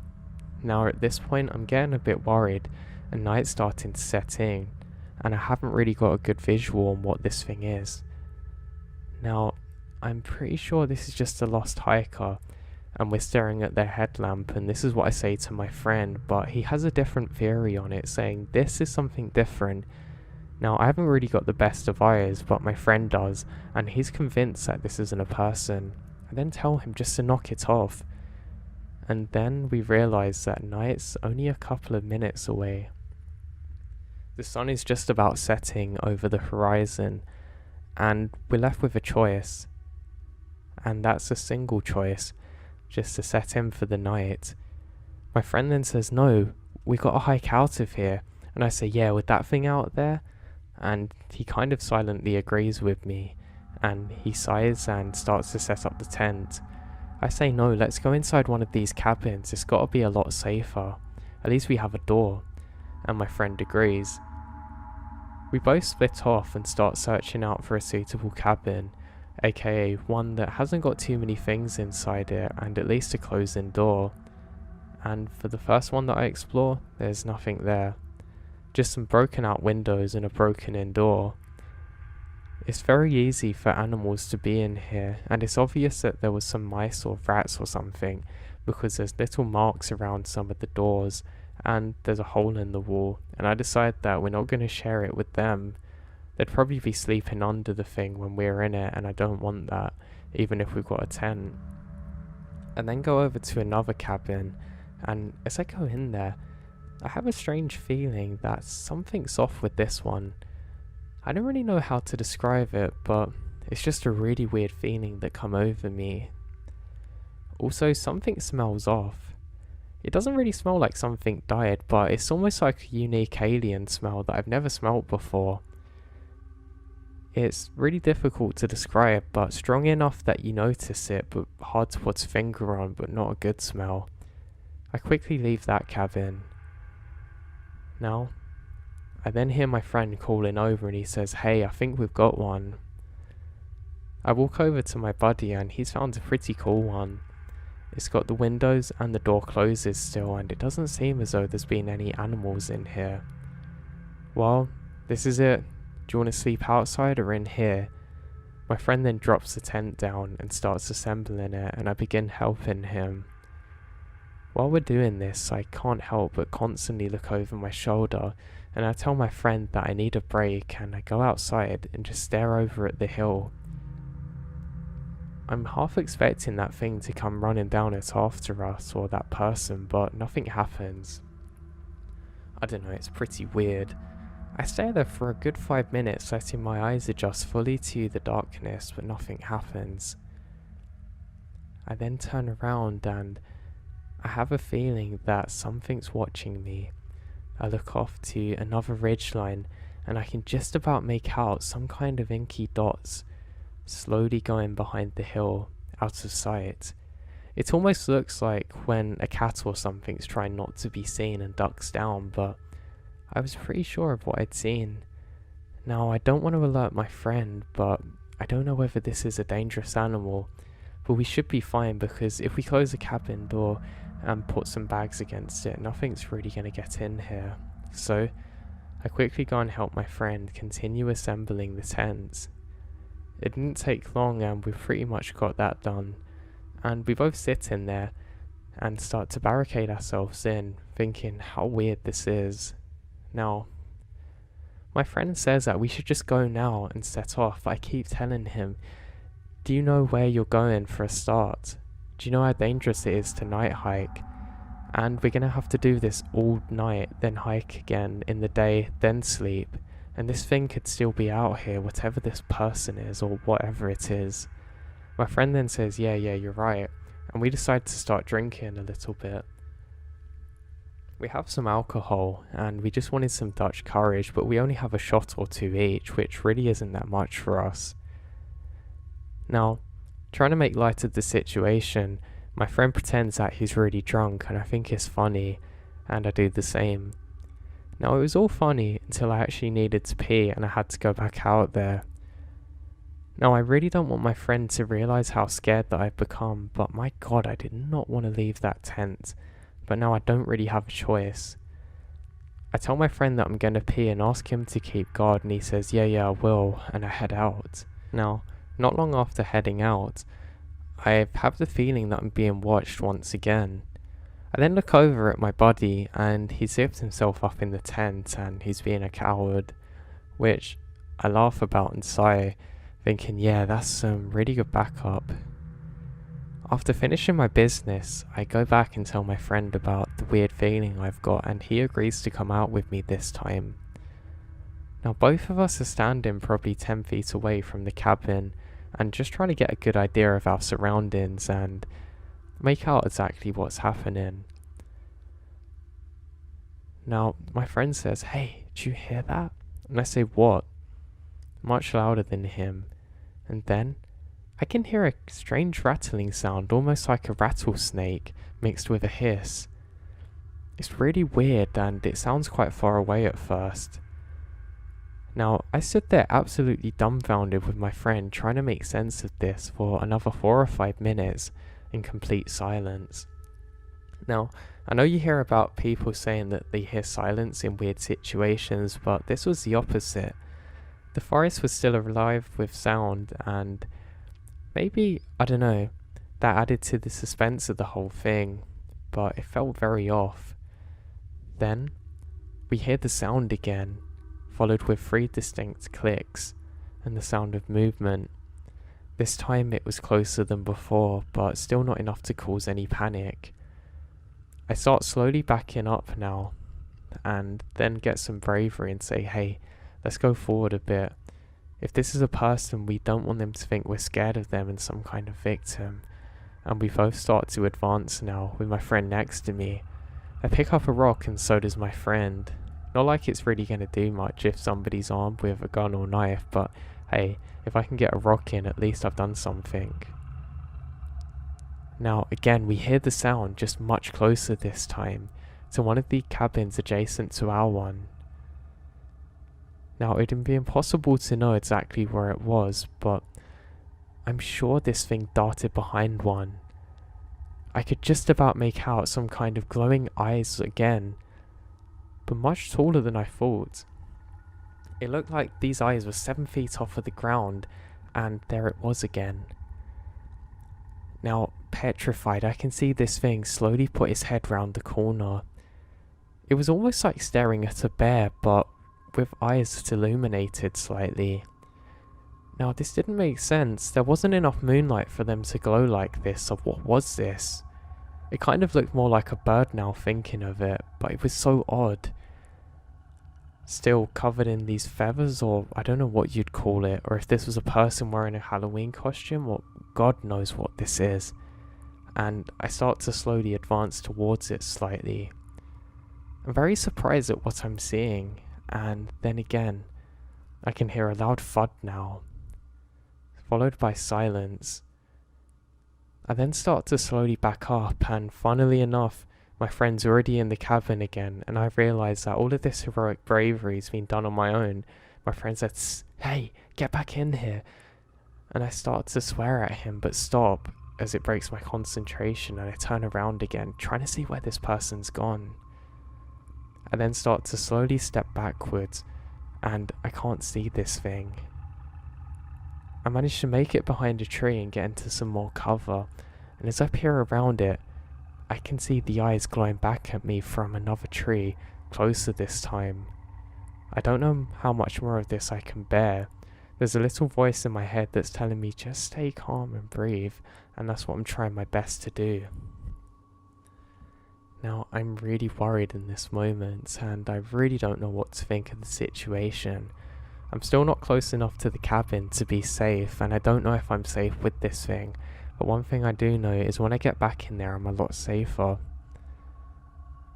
I'm now worried because this thing seems to move so quick and without making sound that I don't think I can get back in time.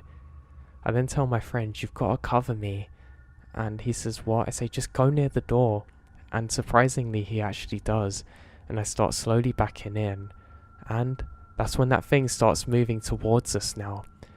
I sprint inside the cabin and my friend slams the door, and what do you know, he pushes it off the hinges. He quickly bolts up though and corrects it again and slams everything we've got behind it trying to fortify it, collapsing next to the door.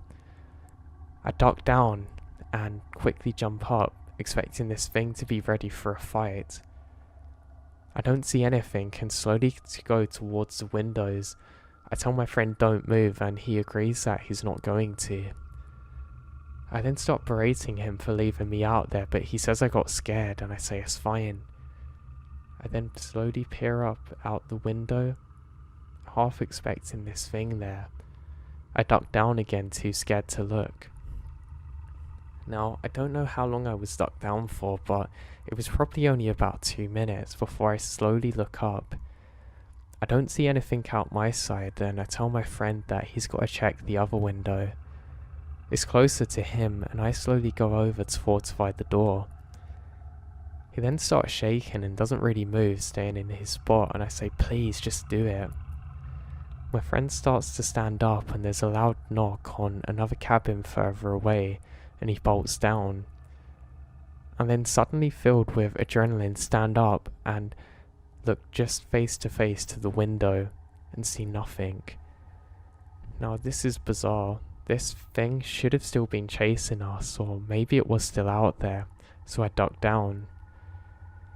Every so often we get the clicking sound further away. This goes on for a good 10 minutes until I let my guard down a bit and start to stand.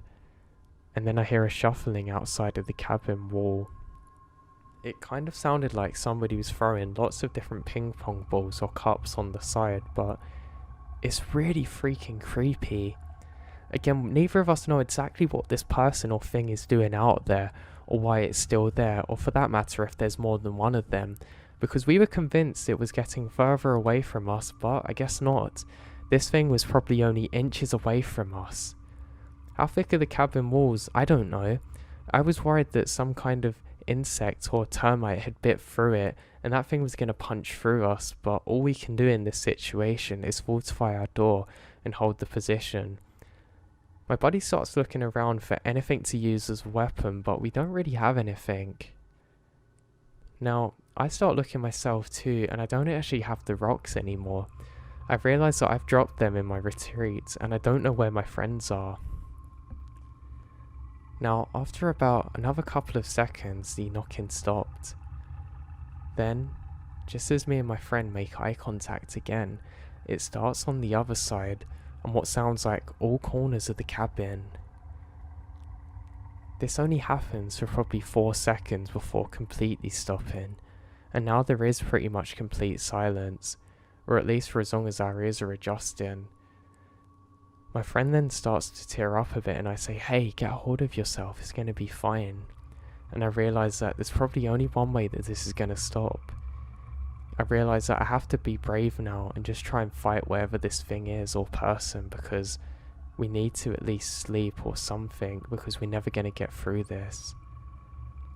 I'm convinced now that nothing's actually going to come inside the cabin, and that makes me feel better, so I tell my friend just cover me, and I quickly start moving things out of the way of the door, and I scream out profanities, getting more and more angry at the situation. I slam the door open and let out a scream with both of my fists raised, and I turn, do a sprint around the cabin, ready to fight whatever this is, but find nothing. My friend's then finally being brave and slowly comes out too, and looks around as well, and we can't find anything. In some kind of heroic action, I sprint from cabin to cabin screaming with my fists raised, ready to fight whatever this is, and upon finding absolutely nothing, I then feel my bravest and start sprinting into the woods, and my friend said, stop, stop. I don't hear him initially and I scream louder, then the fear kicks in, and I turned and ran like Forrest Gump the opposite way again. It's kind of funny looking back on it now, but it was like somebody flipped a switch and my senses gone on again, back to the flight mode. That was probably the best part of this whole story, is how funny it probably looked to my friend, but I ended up sprinting back to him and saying, get inside, and we closed the door and re-barricade it. We agreed that we're going to keep watch just for the next couple of hours, and there's nothing, just silence. There's silence outside and silence between us as we're not really sure what just happened. Now eventually, I kind of half fell asleep and I'm woken up by daylight. I then look at my friend and he shakes his head, as do I. Both of us have no idea what happened that night, but we both described to each other what we'd seen and it was pretty much exactly the same. I tell my friend to write down what happened and he does, and it matches exactly what I wrote. So I knew it wasn't just one of us imagining things. We'd only brought food. We didn't forage for anything, so I knew we hadn't eaten some kind of psychedelic mushroom or something by accident, but to be honest that would have given me much more peace. Now the worst thing about this situation is that we still had to get back out of here, and yeah, it wasn't going to be fun. My friend actually woke up incredibly quick, especially for somebody who's always late to things, and he said that he barely slept too, but he was sure in the night he would hear something. I said, "What did you hear?" And he said, "I don't know, it just sounded like clicking again, but he's not sure whether he dreamt it." I say, "You probably dreamt it because I didn't hear anything," and I quickly go outside and inspect all of the cabins. Now, there's nothing. It's almost just like we'd never been there in the first place. Everything was normal. I inspect the side of the cabin expecting to see some kind of punch holes or something, but there wasn't anything, which is really weird. There was also that weird odour again that I couldn't get out of my nose, and I actually wasn't able to smell anything for a while after this. And my friend, who can barely smell anything as normal, could really smell it strong. We pack up hesitantly and begin to leave. Now, upon the way back, my friend actually does a good job of constantly covering our six and looking behind us. The forest felt much more peaceful than before, which is really weird, almost like the entire atmosphere had changed. It's something that I've never experienced since, even during my work as a ranger, and I still think of this. Now, we ended up getting halfway back in absolute record time, and we have to stop for a water break. Now, as I'm sitting there drinking on my water, I can see a silhouette again, not far off where we are, and I freeze for a moment. It takes a second, but I realise that this one's just a tree, but it shows you the kind of state of mind that I was in at the time. Every shadow is becoming a monster now, cast by the trees and sunlight, and I don't want to be out here with the monsters any longer. I then revealed to my friend about the weird glowing eyes that I'd seen when I was tired, and he says that's exactly what I've seen too. I then apologise for not telling him sooner and say that I didn't want to worry you, but he says it's fine. Now, even though that our scenery around us was beautiful and peaceful, we felt out of place, almost like a soldier who's just come back from war and hasn't readjusted to anything. So we continue on with the rest of our hike. Neither of us is saying much, we're just ready to fight now. We've actually sharpened some sticks and got some rocks in one of the rucksacks, and we're ready just to put up a fight. And I've actually said that I'm just going to charge this thing, and my friend agrees. Whether he would have actually charged with me or not, I don't know, but I was just sick of this. I've never been so scared before, and I'm pretty sure the only reason half of this stopped was that I scared off this person or thing. We eventually make it to the last part of the hike, and we tent in for one last time. Now, we must have overslept because when we wake up, the sun's up pretty high in the sky, which means we've been out for a while. I wake up and we get our stuff ready and head off again.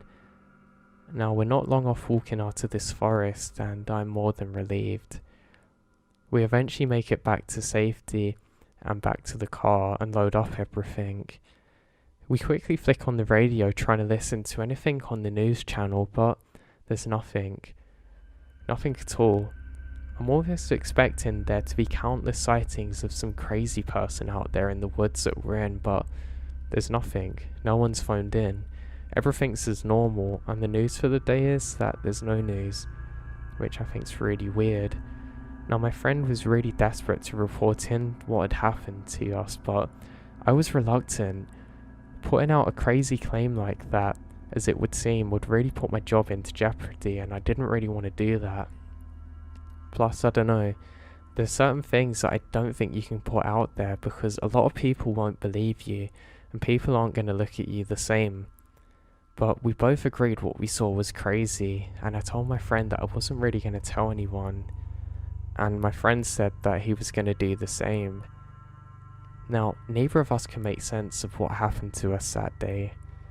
I still can't myself, and even now while working as a ranger still, I still get shudders every time there's a shadow tall enough cast by a tree that looks like a silhouette. Now, I really don't want to claim what I saw was supernatural or paranormal, because I don't really believe in those things, but I'm convinced that it could not have been a person. Especially from my job, I would pretty definitively know whether it was or not, but it's just impossible. So that leads me to my next question. What was that thing out there following us for so long? And what would have happened if I didn't get brave suddenly? I'm pretty certain we were safe in those cabins, but I don't know, something was just off about it. I've also forgave my friend for how cowardly he was, but it still annoys me knowing that I was advancing towards this thing and he was just hiding back there. But I'd hate to think what would have happened if we didn't have a tent up, or if we hadn't had a cabin to take shelter in. I also have no idea why those cabins were there in the first place or who previously used them. Some people have claimed that it's been used for witchcraft and things like that before. This is what my friend says, but I don't believe that, and whatever this was far more weird than anything I've ever seen in my life before. I just want to share my story just in case anyone's had anything similar and feels like they're alone in this, because I can tell you, you're not. I haven't met anybody else who's seen anything like this, and I get told, oh, it might have been a Mothman or skinwalkers, but I don't know. Maybe it was just some kind of spirit we disturbed, but I really don't know what to think of it. But yeah, if you have experienced anything like this before, just know that you're not alone in this, and just to be careful out there in the woods. You really don't know what's out there,